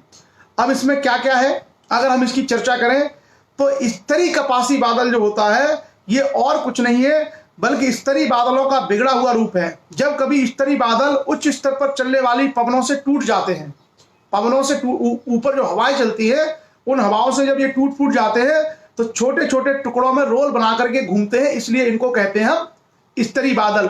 ये छोटी छोटी बेसिक इसकी विशेषता है, कोई बहुत ज्यादा टेक्निकल चीज नहीं है। उसके बाद दूसरा जो इसमें आता है, दूसरा जो प्रकार है वो हमारा कहलाता है स्तरी बादल। स्तरी बादल क्या होता है, ये चादर के समान होते हैं। जैसे टीन की चादर देखी होगी आप लोगों ने, जिससे हम लोग कभी अनाज भरने की कुठिया वगैरह बनवाते हैं, तो इस तरह के जो बादल होते हैं वो उस तरह के बादलों को हम स्तरी बादल कहते हैं।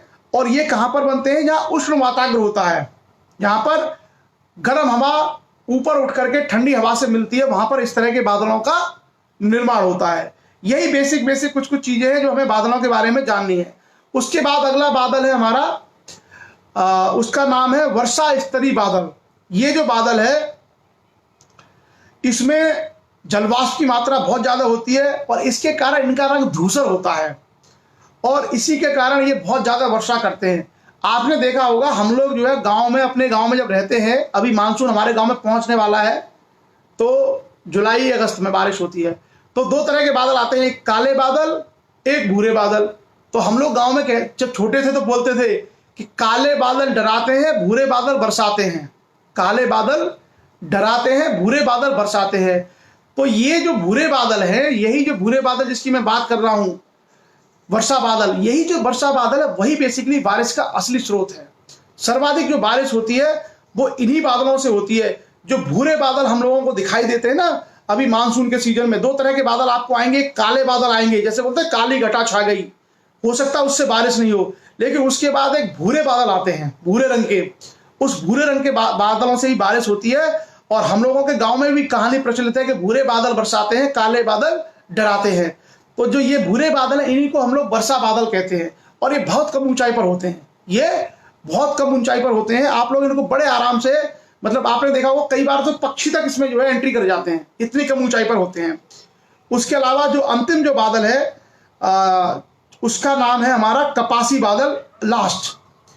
और कपासी बादल क्या है, कपासी बादल हमारा, इसकी चर्चा हम लोग कर चुके हैं।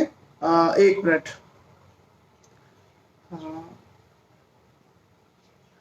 ये निम्न स्तर पर भी कपासी बादल होते हैं। और अगर इंग्लिश में अगर आप लोग चाहें थोड़ा सा, तो मैं इंग्लिश में इनका वर्जन बता सकता हूं और आप बादलों को देख करके इनको बता सकते हैं। मैं एक बार इंग्लिश में, क्योंकि अभी तक जो हमने चर्चा की पच्छाव स्तरी, पच्छाव कपासी, वर्षा बादल, ये जो सारे जो टाइप्स है बेसिकली इंग्लिश में इसके लिए प्रॉपर टर्म है। हिंदी में क्या है, हिंदी में काफी चीजें मिली हुई हैं। अगर हम लोग इंग्लिश में इनके नाम जान लें तो इंग्लिश में प्रत्येक बादल के लिए बिल्कुल क्लियर टर्म है। तो मेरा एक सजेशन भी है कि जो लोग बादलों के बारे में स्टडी करना चाहते हैं वो लोग इंग्लिश में अगर इनके टर्म याद करें, इंग्लिश में अगर नाम याद कर लें तो वो ज्यादा सही है।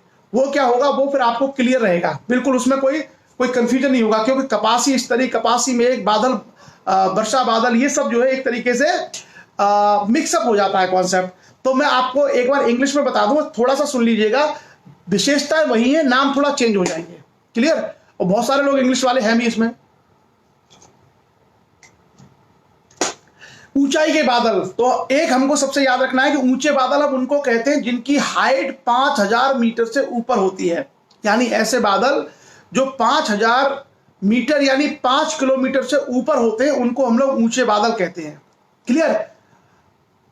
क्या हुआ भाई, सुनील जी के साथ क्या हो गया है? महोबा में सुनील सिंह जी हैं, हमारे लक्ष्य महोबा के लक्ष्य बांदा के जिला अध्यक्ष। भाई इनका जो है एक्सीडेंट हो गया है बाइक से, और अभी ये महोबा शहर में है। कोई भी व्यक्ति अगर महोबा में हो तो कृपया इनकी मदद करें, सुनील सिंह जी की। इन्होंने अपना नंबर दिया हुआ है, और महोबा के लोग तत्काल इनसे फ़ोन करके पूछें कि इनको ज़्यादा चोट तो नहीं लगी है, कहाँ पर हैं, और जो इनका अस्पताल में या कहीं भी जो सहयोग हो सकता है प्लीज़ इमीडिएटली इनको कॉल कर लें, जो लोग महोबा शहर में हैं। अगर एक्सीडेंट हुआ है, सुनील सिंह जी बता दीजिए आपको ज़्यादा चोट तो नहीं लगी है। हम प्रयास करेंगे कि आपको तत्काल सहायता मिले, तत्काल आपको सहयोग मिले वहाँ पर महोबा में। जो भी लोग महोबा या आसपास के भी लोग देख रहे हैं वो महोबा में अगर किसी को जानते हैं तो उन्हें कॉल कर दीजिएगा। ये सुनील सिंह जी के साथ में कोई दुर्घटना हो गई है, सो इनको तत्काल मदद की आवश्यकता है। प्लीज़ आप लोग जो भी वहाँ हो कॉल करके इनको मदद पहुँचाइए। हाँ, तो जैसा हम चर्चा कर रहे थे कि सबसे ऊंचाई के जो बादल हैं, सबसे ऊंचाई के जो बादल हैं उनको हम लोग 5000 मीटर से ऊंचे बादल हैं, उनको सबसे ऊंचे बादल हम लोग कहते हैं। अब ये 3 कैटेगरी में है, जो हमने हिंदी में बात की थी, अब इनको हम लोग इंग्लिश में बात करेंगे। इनके नाम की विशेषताएं वही है। सबसे जो ऊंचे बादल है उसका नाम है सीरस, CIRUS, सीरस। सीरस क्या होता है? ये उच्च वायुमंडलीय है और अलग थलग बादल है। इनकी विशेषता क्या है? पतली पतंग की किस्म के हैं। पतली जो पतंगें होती हैं ऐसे कणों के रूप में ये उड़ते रहते हैं, सीरस बादल। उसके नीचे जो बादल होते हैं उसको हम बोलते हैं साइरोक्यूमुलस बादल। तो साइरोक्यूमुलस बादल होते हैं, जिसके बारे में मैंने कहा कि अनाज या लहर की तरह होते हैं, ये बहुत ऊपर होते हैं ये। उसके बाद तीसरा जो क्रम है ऊंचे बादलों में, उसको हम बोलते हैं साइरोस्ट्रेटस। साइरोस्ट्रेटस जो बादल होते हैं वो आकाश में एक चादर की तरह होते हैं और सूर्य के चारों ओर एक प्रभा मंडल बनाते हैं। ये ऊंचे बादलों की खासियत है, वो हमने आपको बता दी थी पहले ही। दूसरा जो मध्यम ऊंचाई के बादल थे, जिसमें हमने 3 कैटेगरी की बात की थी, वो हम इंग्लिश में इसको जानते हैं, क्या क्या नाम है। मध्यम ऊंचाई के बादलों में 3 कैटेगरी होती है। एक को बोलते हैं ऑल्टो क्यूमुलस बादल, ऑल्टो क्यूमुलस क्लाउड्स। दूसरा होता है अल्ट्रो स्ट्रेटस, और तीसरा होता है निम्बो स्ट्रेटस। अल्ट्रो क्यूमुलस क्या होता है? गोल द्रव्यमान परतों या रोल के कारण ये गोल गोल घूमते रहते हैं, रोल हो जाते हैं, क्लियर। और अल्ट्रो स्ट्रेटस होते हैं, ये क्या होते हैं? ये बादल नीले रंग की चादरें आकाश के सभी हिस्से को कवर करती हैं, और ये बादल जो है एक तरीके से ग्रेविश या नीले रंग की चादर के रूप में दिखाई देते हैं। उसके अलावा मध्यम ऊंचाई के बादल में तीनों जो बादल थे उसमें ये था निम्बो स्ट्रेटस। निम्बो स्ट्रेटस, सो निम्बो स्ट्रेटस क्या होता है? वर्षा या बर्फबारी से जुड़ी हुई जो चीजें हैं इस बादलों में होती हैं। मध्यम ऊंचाई के बादलों में जो निम्बो स्ट्रेटस होते हैं, या तो ये बारिश करते हैं या ये बर्फबारी इस बादलों से होती है। कम ऊंचाई के जो 4 बादल थे जिसकी हमने चर्चा की थी, कम ऊंचाई के, उसमें 4 बादल कौन है? स्ट्रेटोक्यूमुलस, क्यूमुलस, स्ट्रेटस और क्यूमुलोनिम्बस। ये बेसिकली सारे विशेषताएं वही है, लेकिन इंग्लिश में इनके प्रत्येक बादल के लिए अलग अलग नाम है। हिंदी में ये नाम काफ़ी एक दूसरे से मिलते जुलते हैं। तो मेरा एक थोड़ा सा सजेशन ये है कि जो लोग तैयारी करना चाहते हैं वो बादलों के प्रकार के लिए अच्छा, हमारे हरिशंकर राजपूत जी महोबा से हैं, और उन्होंने कहा है कि नंबर क्या है सुनील जी का। तो सुनील जी ने नंबर अपना कमेंट में लिखा हुआ है, हरिशंकर राजपूत किसान जी। आप उनका नंबर लेकर के उनको संपर्क कर लीजिए, उनको कॉल कर लीजिए और उनसे पूछिए कि उनका हालचाल कैसा, उनको ज़्यादा दिक्कत तो नहीं है। वहां पर बहुत सारे लोग, देखिए 3-4 लोग मिल चुके हैं महोबा से, और आप सभी लोग इनसे संपर्क कर लीजिए एक बार। इनका नंबर ना कमेंट में ऊपर ही है। हरिशंकर जी आप कमेंट देखिएगा सुनील सिंह जी का। अभी जो हमारी चर्चा हो रही है, इस चर्चा में अगर आप करीब 10-15 कमेंट पीछे जाएंगे तो वहां पर आपको सुनील सिंह जी का कमेंट मिल जाएगा, और उस कमेंट में सुनील जी ने अपना नंबर दिया हुआ है, उसमें अपना नंबर दिया हुआ है। आप उस नंबर पर संपर्क करके इनसे पूछ लीजिए। अच्छा, दूसरा सुनील जी का मोबाइल नंबर है, ये लोधी मुदित राजपूत ने फिर से शेयर कर दिया है सुनील जी का नंबर। सो आप लोग सुनील जी के इस नंबर पर संपर्क कर लीजिए। जो भी लोग, जरूरी नहीं है महोबा के लोग, वहाँ के जो लोग हैं, आप पूरे जो चर्चा में लोग हैं एक बार उनसे संपर्क करके पूछ लीजिए कि उनको ज़्यादा दिक्कत तो नहीं है, और उनकी जो भी हालत है वो प्लीज़ अपडेट कर दीजिए इसमें हमारी चर्चा में, ताकि हम सब लोग आश्वस्त हो जाए कि उनको कितनी समस्या है। तो एक बार संपर्क करके जिसकी भी उनसे बात हो जाती है वो बता दीजिएगा कि उनको कितनी दिक्कत है। आप लोग एक बार देख लीजिए और वो अपडेट कर दीजिएगा प्लीज। जितेंद्र लोधी हैं हमारे टीकमगढ़ से, बहुत सारे लोग महोबा एरिया से हैं, एक बार उनसे बात करके पता कर लीजिए कि उनका हालचाल कैसा है, उनको ज़्यादा चोट तो नहीं है, और वहाँ आसपास कोई हॉस्पिटल है या नहीं है, और कितना दूर हॉस्पिटल है, कौन उसकी सहायता के लिए वहाँ से जा सकते हैं जिस भी एरिया से। तो एक बार कॉल करके हम थोड़ी देर अपनी चर्चा को थोड़ा सा विराम दे रहे हैं कि एक बार सुनील जी से संपर्क हो जाए आपका, और उनका हालचाल लेकर के आप इसको पोस्ट कर देंगे तो सब लोग आश्वस्त हो जाएंगे। नहीं तो फिर हम लोग वहाँ लक्ष्य की जो टीम है उनको लगाते हैं ताकि वो उनकी मदद कर पाए। जिसकी भी बात हो आप लोग बता दीजिए। आप लोग सुनील जी का नंबर शेयर करने के अलावा उनसे बात भी कर लीजिए। फोन लग नहीं रहा है, सुनील जी का फोन नहीं लग रहा है, तो आप एक काम करिएगा, उस नंबर पे आप व्हाट्सएप करिएगा। आप एक काम करिएगा कि एक बार उनको व्हाट्सएप मैसेज कर दीजिए उस नंबर पे, या आप लोग चाहें तो सुनील जी आ चुके हैं चर्चा में। सुनील जी, सबसे पहले हम जानना चाहते हैं कि आपकी तबीयत कैसी है, आपको ज्यादा चोट तो नहीं लगी है, आपको चिकित्सीय इलाज, अस्पताल इत्यादि की सुविधा मिल पा रही है, नहीं मिल पा रही है? अगर नहीं मिल पा रही हो तो हमें बताइएगा, हम प्रयास करेंगे। वहाँ इतने सारे अपना हमारे टीम के लोग हैं लक्ष्य के, वो तत्काल आपको मदद पहुंचाएंगे। आप केवल बता दीजिए कि आपकी स्थिति कैसी है। सुनील जी से शायद किसी की बात हो गई है, सुनील जी का मैसेज आ गया है, सुनील जी का मैसेज हमारे पास आ गया है, और उन्होंने कहा है कि बहुत बहुत आभार सर जी। इसका मतलब है कि वो ठीक हैं और उनको सहायता मिल चुकी है, उनको मदद मिल चुकी है। सो चलिए, बाकी लोग उनको देखेंगे और जो भी चीज़ें होंगी वो अपडेट कर देंगे। अगर कोई भी समस्या होगी तो हमारे पास अपडेट आ जाएगा। तो हम लोग आगे बढ़ते हैं सेशन में, और मुझे लगता है कोई चिंता वाली बात नहीं है क्योंकि सुनील जी ने खुद ही मैसेज किया है।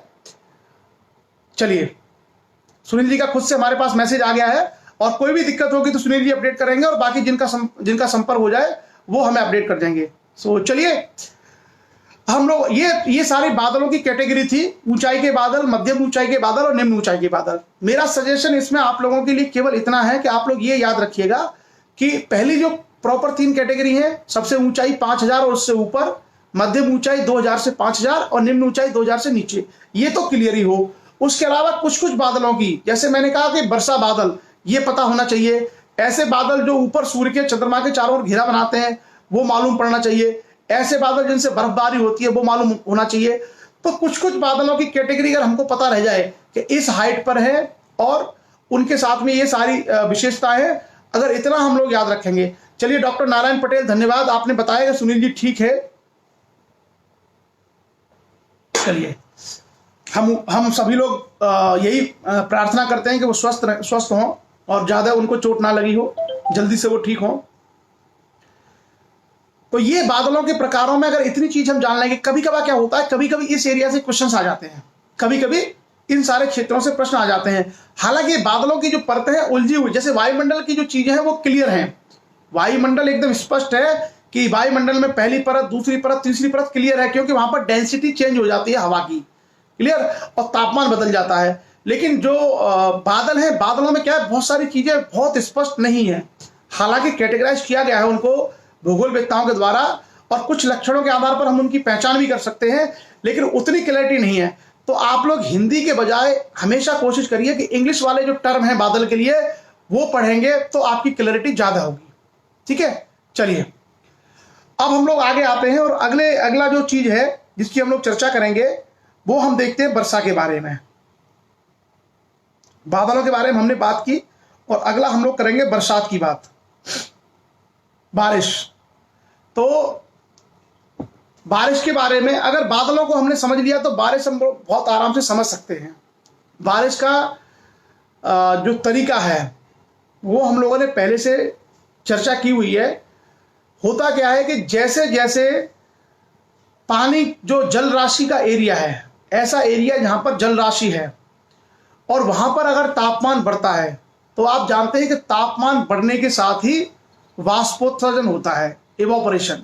और एवापोरेशन से क्या होगा कि जो पानी है वो गर्म होकर के भाप के रूप में ऊपर उठेगा, और गर्मी पड़ने से हवा ऊपर की ओर उठ रही है तो वो जल वाष्प उस हवा के साथ ऊपर चला जाएगा, और ऊपर जाने के बाद तापमान कम होता चला जाएगा, और कम तापमान के कारण वो पानी क्या है, संघनित हो जाएगा, जिसको हम लोग बोलते हैं कंडेंस। और कंडेंस होने के बाद वही पानी जल की बूंदों के रूप में नीचे गिरने लगता है, क्योंकि वो हवा में उतनी शक्ति नहीं बचती है कि उसको ग्रहण कर पाए, उसको धारण कर पाए। इस कारण से बारिश के रूप में वो नीचे गिरने लगता है। तो ये बेसिकली हमारा बेसिक कॉन्सेप्ट है बारिश के पीछे, कि बारिश बेसिकली इस तरीके से बनती है। लेकिन बारिश बनने के अलग अलग स्वरूप हो सकते हैं। जैसे भूमध्य रेखा का जो एरिया है वहां पर जो बारिश बरती है उसको हम लोग कहते हैं संवहनी वर्षा। क्या बोलते हैं हम लोग उसको? संवहनी वर्षा। और उष्ण कटिबंध में जो बारिश बनती है उसको बोलते हैं हम चक्रवाती वर्षा। उसके अलावा एक वर्षा हमारी बनती है जो जहां पर ठंडी और गर्म जल राशियां, जो वायु राशियां आपस में मिलती हैं। तो 3 तरह की बारिश हम लोगों को देखने को मिलती है। और बारिश के लिए हमेशा याद रखिए ना कि पानी जो जो जो हवा है, हवा के अंदर आर्द्रता ग्रहण करने की एक ऊपरी सीमा है। अच्छा धीरेन्द्र जी, क्या बारिश हो रही है? जो हवा है, हवा के अंदर जल ग्रहण करने की एक क्षमता होती है। मतलब आपने देखा होगा कि कोई भी हवा अनलिमिटेड पानी को यानी आर्द्रता को अपने अंदर ग्रहण नहीं कर सकती। जैसे जैसे सैचुरेशन आएगा वो उसको रिलीज करना शुरू कर देगी। तो हवा में जल ग्रहण करने की या आर्द्रता ग्रहण करने की एक सीमा होती है, जिसको हम बोलते हैं आर्द्रता ग्रहण करने की सीमा। और जैसे ही वो संतृप्त हो गई यानी सैचुरेट हो गई, उसके बाद वो अतिरिक्त पानी को ग्रहण नहीं कर पाती है, अतिरिक्त पानी को ग्रहण नहीं कर पाती है। कभी कभी आपके सामने ये सवाल आएगा कि कौन सी हवा अधिक जल धारण कर सकती है। तो जो हवा जितनी ज्यादा गर्म होगी वो उतना ही ज्यादा जल ग्रहण कर सकती है। जो हवा जितनी ज्यादा गर्म होगी वो उतना ही ज्यादा या गर्म नहीं, शुष्क, जो हवा जितनी ज्यादा शुष्क होगी, ड्राई, वो उतना ही ज्यादा जल ग्रहण कर सकती है। तो कभी कभी आपको लगता होगा कि नहीं नहीं, जो जो ऐसी हवा है शुष्क हवा, वो जल कैसे ज्यादा धारण कर सकती है? तो शुष्क हवा ही सबसे ज्यादा जल ग्रहण करने की उसके अंदर क्षमता होती है। और आर्द्रता का मतलब क्या होता है? हवा में पानी की नमी की मात्रा। हवा में जो पानी है, पानी किस रूप में? जल वाष्प में आ रहा है। आपने देखा होगा कि आप गांव के उदाहरण से समझ सकते हैं। हमारे गांव में अगर मान लीजिए कोई तालाब है या बारिश हो गई, जुलाई अगस्त का महीना है, तो जब धूप निकलती है तो धूप निकलने के बाद आपने देखा होगा कि जो बारिश के रूप में जल था, ये जल जो है धूप से गर्म होता है और वाष्प बनता है, और वाष्प बन के ये जो वायुमंडल है उसमें तैरने लगता है। तो अक्सर हमने देखा होगा कि जब हम सोते हैं रात में, और उस समय आपको देखा वो चिपचिपा सा हमारा जो शरीर है वो चिपचिपा हो जाता है, बॉडी, कपड़े सूखते नहीं है बहुत जल्दी से। क्यों? क्योंकि वो नमी आ चुकी है हवा में। हवा में क्या आ चुकी है? आर्द्रता आ चुकी होती है। इसी के कारण से उस हवा में जल ग्रहण करने की क्षमता क्या है? कम होती चली जाती है। और जो हवा पानी से विहीन है, जो शुष्क है, जो ड्राई एयर है, उस ड्राई हवा में पानी को ग्रहण करने की क्षमता अधिक होती है। तो ये भी कभी कभी सवाल आता है कि कौन सी एयर ऐसी होती है, कौन सी हवा ऐसी होती है जिसमें अधिकतम जल ग्रहण करने की क्षमता होती है? आर्द्रता जो शुष्क हवा होती है उसमें इसकी सर्वाधिक संभावना होती है। अब मैं आपको कुछ थोड़े से वर्षा के जो प्रकार हैं वो आपको बता देता हूं। हालांकि यहां पर लिख दिए हैं कि 3 प्रकार की आपकी वर्षा होती है।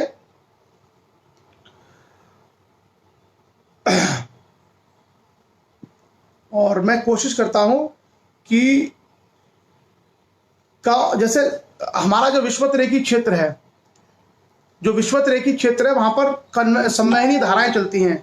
मैंने आपसे बताया था कि वहां संवहनी धाराएं चलती हैं, और उन संवहनी धाराओं के कारण उस एरिया में क्या होता है कि हवा गर्म होती है, और हवा जैसे जैसे गर्म होकर के ऊपर जाती है तो एक तरीके से वर्टिकल फॉर्म में ऊपर चली जाती है, और वर्टिकल फॉर्म में ऊपर जाने के बाद वो बिखर जाती है, वहां बारिश होती है। तो विषुवत-रेखी जो प्रदेश होते हैं उनकी एक खासियत क्या होती है कि वहां पर दोपहर तक धूप पड़ती है, और दोपहर धूप होने के कारण वहां पर क्या होता है कि वो पानी गर्म होकर के ऊपर चला जाता है, और 2 बजे के आसपास, 2:30 बजे के आसपास बहुत ज्यादा वहां पर बारिश होती है। सो आप लोगों को ये विषुवत-रेखी जो प्रदेश है उसमें ये सारी चीजें देखने को मिलेगी। वो वहां पर बहुत ज्यादा बारिश होती है, डेली पर डे का वहां का नियम है। इसी तरीके से जब साइक्लोन बनते हैं, साइक्लोन में अभी आपने देखा होगा कि अम्फन तूफान आया था, उसमें बहुत सारी बारिश हुई। इसी तरीके से आप लोगों ने कल देखा होगा कि कल जो मुंबई और महाराष्ट्र के तटों पर खूब बारिश हुई है, वहां पर निसर्ग करके एक चक्रवाती तूफान आया था।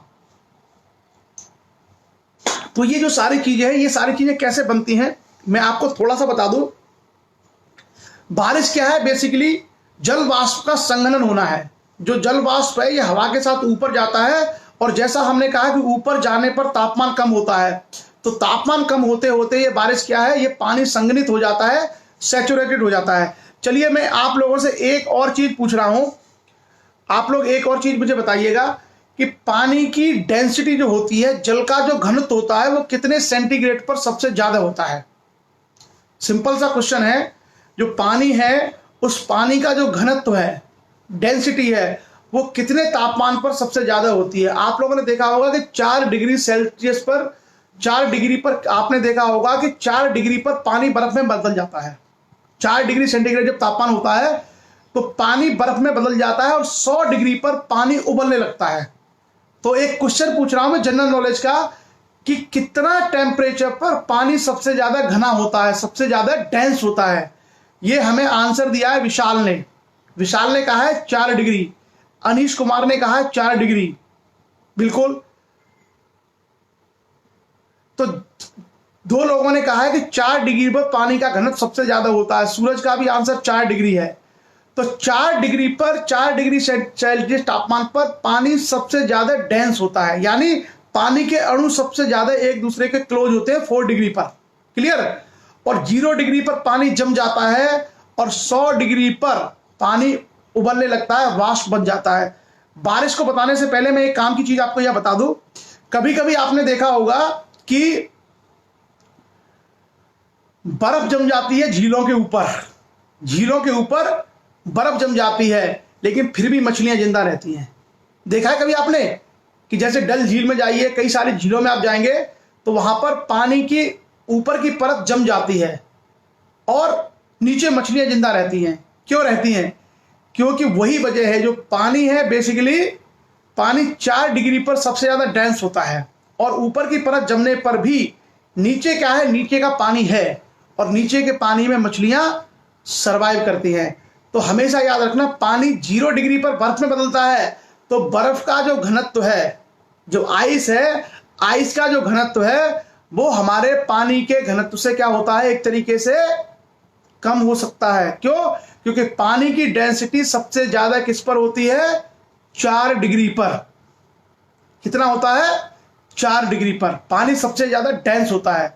तो आपने देखा होगा कि जो ज्यादा जिसकी डेंसिटी ज्यादा होगी वो नीचे बैठ जाता है, और जिसका घनत्व कम होता है वो ऊपर आ जाता है। जैसे पानी के ऊपर अगर आपने मिट्टी का तेल डाल दिया, तो मिट्टी के तेल का क्या होगा, मिट्टी के तेल का घनत्व कम है, तो मिट्टी का तेल ऊपर आ जाता है, और हमारा जो पानी है वो नीचे रह जाता है। क्लियर? इसी तरीके से अगर आपने कभी पानी के अंदर बर्फ डालेंगे तो पानी के अंदर बर्फ डूबती नहीं है। पानी के अंदर, कभी सोचा आपने, पानी में अगर आप आइस डालेंगे तो आइस पानी में डूबती नहीं है। क्यों? क्योंकि 0 डिग्री पर जब बर्फ बनती है तो उसका जो डेंसिटी है वो पानी की डेंसिटी से थोड़ी सी कम हो जाती है। पानी की सर्वाधिक डेंसिटी 4 डिग्री पर होती है, और ऐसे में क्या होता है कि बर्फ का घनत्व पानी के घनत्व से कम होता है, बर्फ पानी से हल्की हो जाती है, इसी कारण से बर्फ पानी में डूबती नहीं है। देखा कभी? ये वजह होती है। ये हम लोग फिजिक्स में भी पढ़ते थे बहुत सारी चीजें। आप लोगों ने अगर बहुत ध्यान से केमिस्ट्री पढ़ी होगी 6th 7th 8th में, तब भी ये सब चीजें आती थी। अब समझ में आता है जब तैयारी की थी आईएएस की, यार इतनी छोटी छोटी बातें हम लोग पढ़ते थे, लेकिन कभी दिमाग नहीं लगाते थे कि ऐसा क्यों होता है, ऐसा क्यों होता है। तो हल्की चीज हमेशा ऊपर रहेगी, भारी चीज डूब जाएगी। हल्की चीज हमेशा ऊपर आएगी और भारी चीज डूब जाएगी। यही वजह होती है। पानी की जब डेंसिटी को मेजर करते हैं तो 4 डिग्री पर सबसे ज्यादा डेंसिटी होती है। क्लियर? अब हम लोग आते हैं वर्षा के बारे में। तो वर्षा में क्या है, जलवाष्प है, धूल के कण है, ये सारी की सारी चीजें मिला करके वर्षा का निर्माण करते हैं। और जैसे जैसे वाष्प के द्वारा पानी ऊपर जाता है और एक जगह जाकर के जब वो ऐसे बिंदु पर जाता है जहां से ओसांक, मतलब ओस के रूप में बनना शुरू हो जाए, अब वो हवा में नहीं टिक सकता है, तो उसके बाद वो पानी नीचे गिरने लगता है। और बारिश होने के लिए 2 कंडीशन जरूरी है। सबसे पहले हवा में पर्याप्त मात्रा में जलवाष्प होना चाहिए, तभी बारिश होगी। और दूसरा है वाष्प से भरी हवाओं का शीतल पदार्थों के संपर्क में आने से ठंडा होना और ओसांक तक पहुंचना।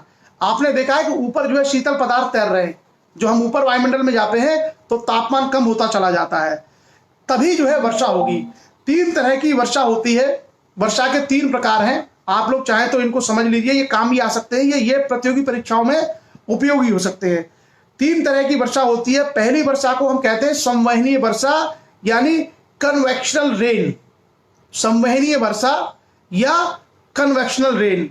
दूसरी जो वर्षा होती है उसको हम कहते हैं पर्वतकृत वर्षा यानी वर्षा जो पर्वत के सहारे सहारे ऊपर उठती है, जिसके लिए भूगोल में नाम है ओरोग्राफिकल रेन। और तीसरी जो वर्षा होती है वो हमारी साइक्लोन से बनती है, चक्रवातों से, जिसको हम बोलते हैं साइक्लोनिक रेन। किसको बोलते हैं हम लोग? Cyclonic rain. यही 3 चीजें होती है वर्षा के लिए। और इसमें हम देख लें कि संवहनीय वर्षा क्या है। तो कन्वेक्शनल जो रेन है वो क्या होता है कि ये प्रतिदिन होती है और दिन में अत्यधिक गर्मी पड़ती है, पानी गर्म होकर के भाप बन के ऊपर उठता रहता है, ऊपर जाके संघनित होता है और संघनित होने के बाद वही पानी जल कणों के रूप में नीचे गिरने लगता है। विषुवत रेखीय प्रदेशों में 10 डिग्री दोनों तरफ भूमध्य रेखा के आसपास ये बारिश होती रहती है और रोज होती है। और सर्वाधिक बारिश अगर आपसे कभी पूछा जाए कि दुनिया में सर्वाधिक बारिश कहां होती है, तो दुनिया में सर्वाधिक बारिश विषुवत रेखीय प्रदेशों में होती है। भारत में मासिन राम है उसका आंसर, लेकिन अगर दुनिया में पूछा जाए तो दुनिया में सर्वाधिक बारिश कहां पर होती है? विषुवत रेखीय प्रदेशों में। क्लियर? अब उसके बाद दूसरी जो बारिश आती है हमारी, उसको हम कहते हैं ओरोग्राफिकल रेन। इसमें क्या होता है कि जल वाष्प जो होती है वो पर्वत के सहारे सहारे ऊपर उठती है। जैसे हमारा जो भारत का मानसून है, आपने देखा होगा कि मानसून बंगाल की खाड़ी से जाने के बाद नॉर्थ ईस्ट यानी पूर्वोत्तर भारत में टकराता है और पूर्वोत्तर भारत में टकराने के बाद धीरे धीरे हिमालय पर्वत के सहारे सहारे ये ऊपर की ओर चढ़ता है।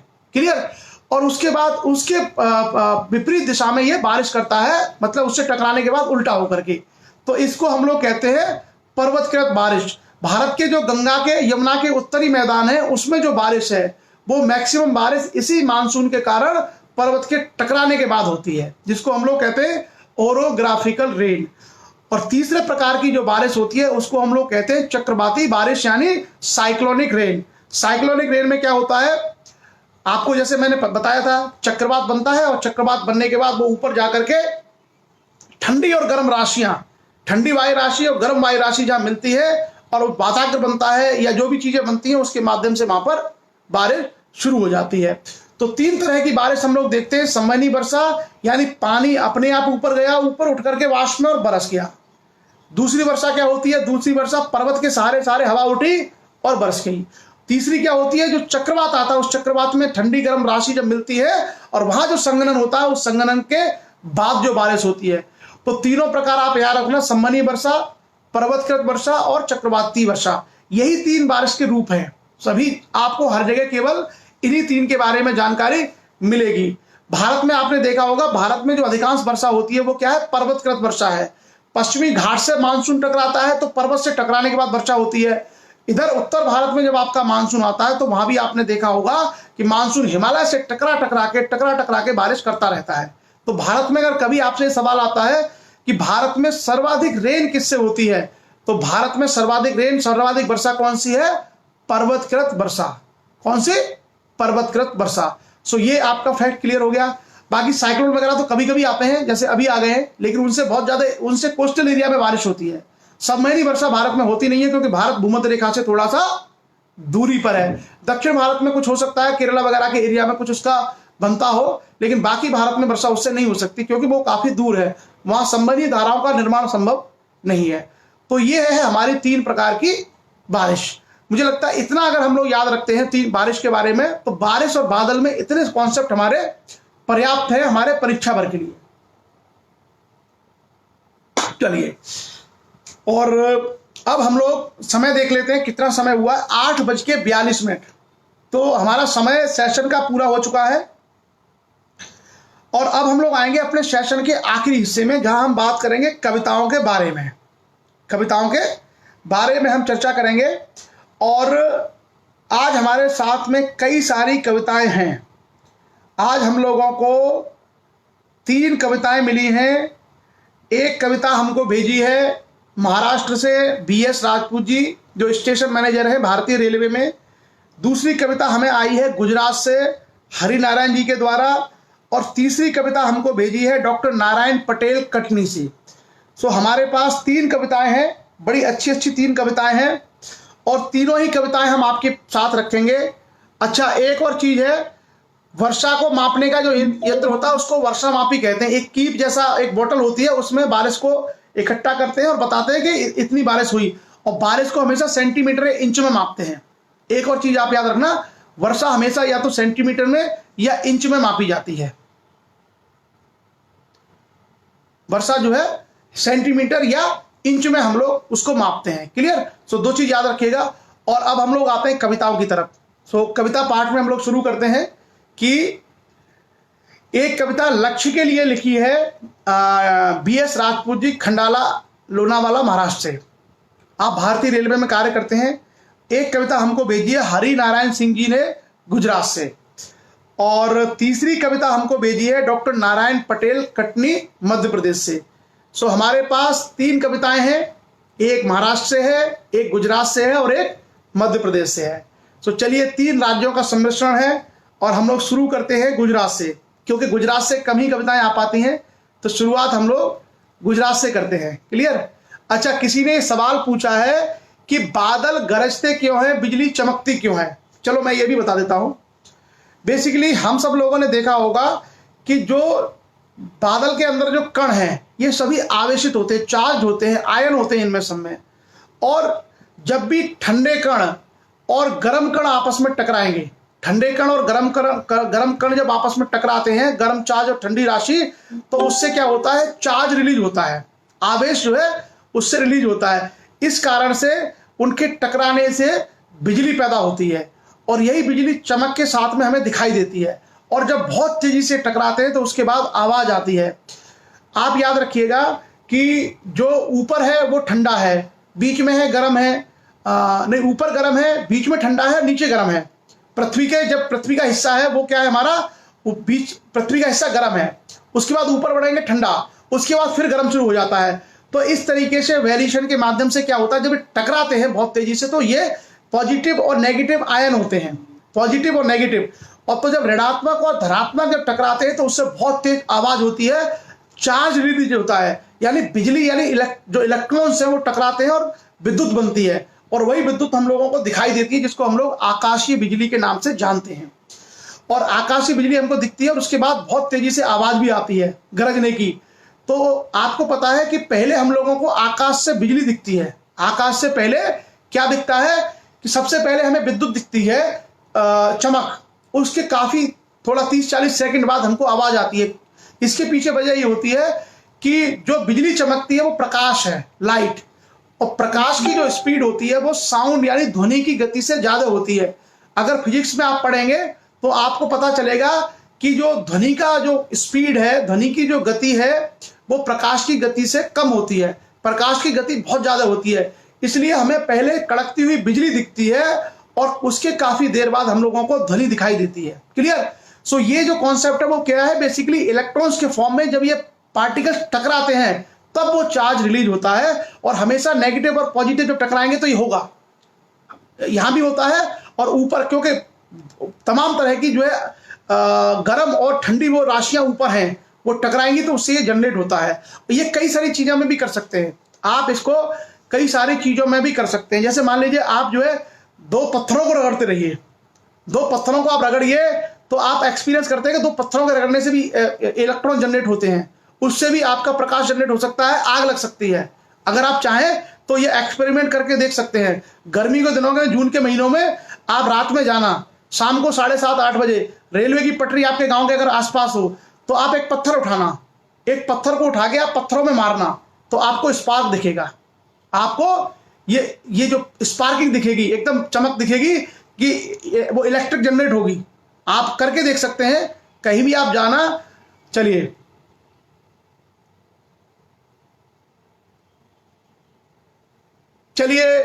सुनील सिंह राजपूत जी जो है बिल्कुल स्वस्थ हैं और हमारे हरिशंकर राजपूत जी हैं वहां पे महोबा में, जिला मोर्चा के किसान मोर्चा के जिला अध्यक्ष हैं। उन्होंने तत्काल सुनील जी से संपर्क किया, उनका हालचाल जाना है, उनको मदद करने की का उन्होंने एक कोशिश की है और पूरी तरीके से स्वस्थ है सुनील सिंह जी, हमारे लक्ष्य बांधा के जिला अध्यक्ष। चलिए, बहुत अच्छी न्यूज़ हमारे लिए। सुनील जी आप आराम करिएगा और अपने स्वास्थ्य का ध्यान रखिएगा। सो हम लोग अब बात करते हैं कविता के बारे में। सो आज की हमारी कविता हरि नारायण जी ने गुजरात से भेजी है और कविता क्या है? नित्य जीवन के संघर्षों से। ये बहुत अच्छे शब्दों में लिखी है, बड़े ध्यान से सुनिएगा। नित्य जीवन के संघर्षों से जब टूट चुका हो अंतर्मन। नित्य जीवन के संघर्षों से जब टूट चुका हो अंतर्मन, तब सुख के मिले समंदर का रह जाता कोई अर्थ नहीं। तब सुख के मिले समंदर का रह जाता कोई अर्थ नहीं। जब फसल सूखकर जल के बिन तिनका तिनका बन गिर जाए। जब फसल सूखकर जल के बिन तिनका तिनका बनकर गिर जाए, फिर होने वाली वर्षा का रह जाता कोई अर्थ नहीं। फिर होने वाली वर्षा का रह जाता कोई अर्थ नहीं। संबंध कोई भी हो लेकिन यदि दुख में साथ न दे अपना। संबंध कोई भी हो लेकिन यदि दुख में साथ न दे अपना, फिर सुख में उन संबंधों का रह जाता कोई अर्थ नहीं। फिर सुख में उन संबंधों का रह जाता कोई अर्थ नहीं। छोटी छोटी खुशियों के क्षण निकल जाते हैं रोज जहां। छोटी छोटी खुशियों के क्षण निकल जाते हैं रोज यहां, फिर सुख के नित्य प्रतीक्षा का रह जाता कोई अर्थ नहीं। और आगे लिखा है, मन कटुवाणी से आहत हो। मन कटुवाणी से आहत हो, भीतर तक छलनी हो जाए, फिर बाद कहे प्रिय वचनों का रह जाता कोई अर्थ नहीं। आप अगर किसी को गाली गलौज देते हो किसी को, और फिर बाद में आप उससे प्रिय वचन बोलो, तो उसका कोई अर्थ नहीं रह जाता। इसलिए हम लोग सोशल मीडिया पर लोगों से कहते हैं कि कभी भी किसी के कार्यों से विचारों से आप असहमत हो सकते हैं, लेकिन कदापि गाली गलौज की या असभ्य भाषा का आप प्रयोग नहीं करें। क्योंकि एक बार अगर आपने किसी के गाली गलौज असभ्यता का प्रदर्शन किया तो उसका अंतर्मन छलनी हो जाएगा। आप फिर उसके बाद कितना ही मीठा बोलिए, कितना ही प्रेम से बोलिए, उसका कोई अर्थ नहीं रह जाएगा। आगे है, सुख साधन चाहे जितने हों। सुख साधन चाहे जितने हों, फिर काया रोगों का घर हो। हमारे पास बहुत पैसा है, लेकिन अगर हम बीमार हो गए, शरीर बीमार रहने लग गया, फिर उन अनगिनत सुविधाओं का रह जाता कोई अर्थ नहीं। अगर आपके पास बहुत पैसा है और आप बीमार हो, तो उन पैसों का, उस धन का कोई अर्थ नहीं रह जाता। बहुत अच्छी कविता हमें भेजी हरि नारायण जी ने गुजरात से। और अब जो है अगली कविता हम लोगों ने ली है डॉक्टर नारायण पटेल। डॉक्टर नारायण पटेल ने हमें कविता भेजी है कटनी मध्य प्रदेश से, और वो कविता है लक्ष्य के ऊपर। सुनिएगा, डॉक्टर नारायण पटेल बहुत रचनात्मक व्यक्तित्व हैं और एक्सपेरिमेंट करते हैं। डॉक्टर नारायण पटेल जी और हरिमोहन राजपूत जी दोनों ही लोग प्रयोगधर्मी लोग हैं। ये अपने जो है समसामयिक विषयों पर प्रयोग करते रहते हैं और रोजाना ये प्रयास करते हैं कविताएं लिखने का। डॉक्टर नारायण पटेल की कविता आपके सामने प्रस्तुत है। लक्ष्य ने हमें खुशबू दी, अपनों ने हमेशा काटा है। लक्ष्य ने हमें खुशबू दी, अपनों ने हमेशा काटा है। पाखंड ने पहनाई जंजीरें, अंधविश्वास ने दिया सन्नाटा है। अपनों ने अड़ंगी मारी है, गैरों से सहारा पाया है। अपनों ने अड़ंगी मारी है, गैरों से सहारा पाया है। अनजान से राहत मिल भी गई, पहचान से धोखा खाया है। अनजान से राहत मिल भी गई, पहचान से धोखा खाया है। लक्ष्य ने सबको ठोकर दी, लक्ष्य ने सबको ठोकर दी। फिर इन्होंने हमारा नाम भी लिख दिया है कि अमरपाल जी ने हमें बताया है, लॉकडाउन का समय पाकर सोशल मीडिया को माध्यम बताया है। लॉकडाउन का समय पाकर सोशल मीडिया को माध्यम बनाया है। लक्ष्य ने हमें खुशबू दी है, लक्ष्य ने हमें खुशबू दी है। चारों ओर से लोग जुड़ लघु भारत की पहचान बनाया है। चारों ओर से लोग जुड़े लघु भारत की पहचान बनाया है। संविधान भूगोल को सुबह के लिए, शाम को इतिहास का राज बताया है। शाम को इतिहास का राज बताया है। लक्ष्य बना माध्यम हमारा, जय क्रांति का हुआ आगाज है। सत्य का श्रोधार्य कर, असत्य का किया सर्वनाश है। लक्ष्य ने हमें खुशबू दी है, अपनों ने हमेशा काटा है। और अंतिम पंक्तियां नारायण पटेल साहब की, खुशियों का एहसास किया हमने, खुशियों का एहसास किया हमने, सेहत को भी मिला आराम है। लम्हा लम्हा वह जब याद आता, कविताओं का था क्या संग्राम है। अपनी अपनी अभिव्यक्ति को देने का मिला प्लेटफॉर्म है। अपनी अपनी अभिव्यक्तियों को देने का मिला प्लेटफॉर्म है। और फिर इन्होंने नाम लिख दिया है, चरितार्थ किया सबको जीने का अरमान है। लक्ष्य ने हमें खुशबू दी है, लक्ष्य ने हमें खुशबू दी है। तो बहुत सुंदर कविता हमारे बीच में डॉक्टर नारायण पटेल कटनी की, और लक्ष्य के ऊपर एक कविता हम लोगों को भेजी है BS राजपूत साहब ने, लोनावला महाराष्ट्र से। तो आज हम उसको नहीं पढ़ेंगे, नहीं तो एक सी कविताएं हो जाएंगी दो एक ही दिन में। कल या परसों हम उसको लेंगे। और आप लोग लिखते रहिए अपनी कविताएं, अपनी रचनाएं, और कोई अगर प्रेरणादायक कहानी भी अगर आपके पास है वो भी आप लिख सकते हैं, उसको भी हम उसको चर्चा में शामिल कर सकते हैं। 3-4 मिनट की अगर कोई कहानी है, कोई प्रसंग है, कोई प्रेरणादायक वाकया अगर आपके साथ पास है तो भी आप भेज सकते हैं लिख करके। उसको भी हम चर्चा के माध्यम से आपके नाम के साथ में वहां रखेंगे, ताकि हमारे अपने सभी लोगों को अपनी प्रतिभा दिखाने का अवसर मिल सके और समाज उनके ज्ञान से, उनकी प्रतिभा से, उनके टैलेंट से परिचित हो सके। तो आज की चर्चा में इतना ही। आप सभी लोगों ने सहयोग किया, समय दिया और निरंतरता बना के रखी, इंटरेक्टिव बनाया। एक सुनील जी के स्वास्थ्य की हमें खबर मिली थी और अब वो अच्छे हैं, स्वस्थ हैं। हम हरिशंकर राजपूत जी किसान जो है महोबा, उनका बहुत बहुत साधुवाद देते हैं कि तत्काल उन्होंने सेशन से निकल करके और उनकी मदद की, उनका सहयोग किया। और यही हमारी मानवता है, यही हमारा समाज को जोड़ने का सबसे अच्छा तरीका भी है कि हम सब लोग एक दूसरे के सहयोगी बने। देखिए, आप लोगों ने अक्सर सोशल मीडिया पर देखा होगा कि एक कहावत आपने सुनी होगी कि समाज का भला कैसे करना है। तो वो उस पर लिखा आता है कि समाज का भला करना है तो किसी की टांग मत पकड़ो। अगर उसी की टांग पकड़ोगे तो वो भी गिर जाएगा, आप भी गिर जाओगे। हाथ पकड़ लो, किसी का हाथ पकड़ लो और हाथ पकड़ के उसको ऊपर खींच लो, समाज का भला हो जाएगा। तो एक बहुत अच्छा उदाहरण जो है महोबा की टीम ने रखा हमारे सामने कि सहयोग करिए। कभी भी मुश्किल आए, कभी भी संकट आए तो सहयोग करना सीखिए, हाथ पकड़ना सीखिए। अपने आप समाज तरक्की करता है, अपने आप हम समाज आगे बढ़ता है। और प्रेम, भाईचारा, मानवता, यही हम सीखते हैं सोशल मीडिया के प्लेटफॉर्म से। जो हम सारी चर्चाएं, डिस्कशन करते हैं उसमें हम यही सीख रहे हैं कि हम किस तरीके से एक दूसरे के सहयोगी बने, एक दूसरे की मदद करें। ये सारी की सारी चीजें हम लोगों को सीखनी चाहिए। सो चलिए, अच्छा, केशव राजपूत जी को हिस्ट्री की पहली क्लासेस चाहिए। मैं कोशिश करूंगा केशव जी आपको वो क्लासेस मिल जाएं। सो चलिए, हरि नारायण सिंह जी का, डॉक्टर नारायण पटेल जी का और हरि किशन राजपूत जी का, जिन्होंने सुनील सिंह जी से संपर्क किया, तीनों लोगों का विशेष साधुवाद और आप सभी लोगों का बहुत बहुत धन्यवाद, बहुत बहुत आभार। आज की चर्चा को हम लोग यही विराम देते हैं। आप सभी का दिन शुभ हो। जय हिंद।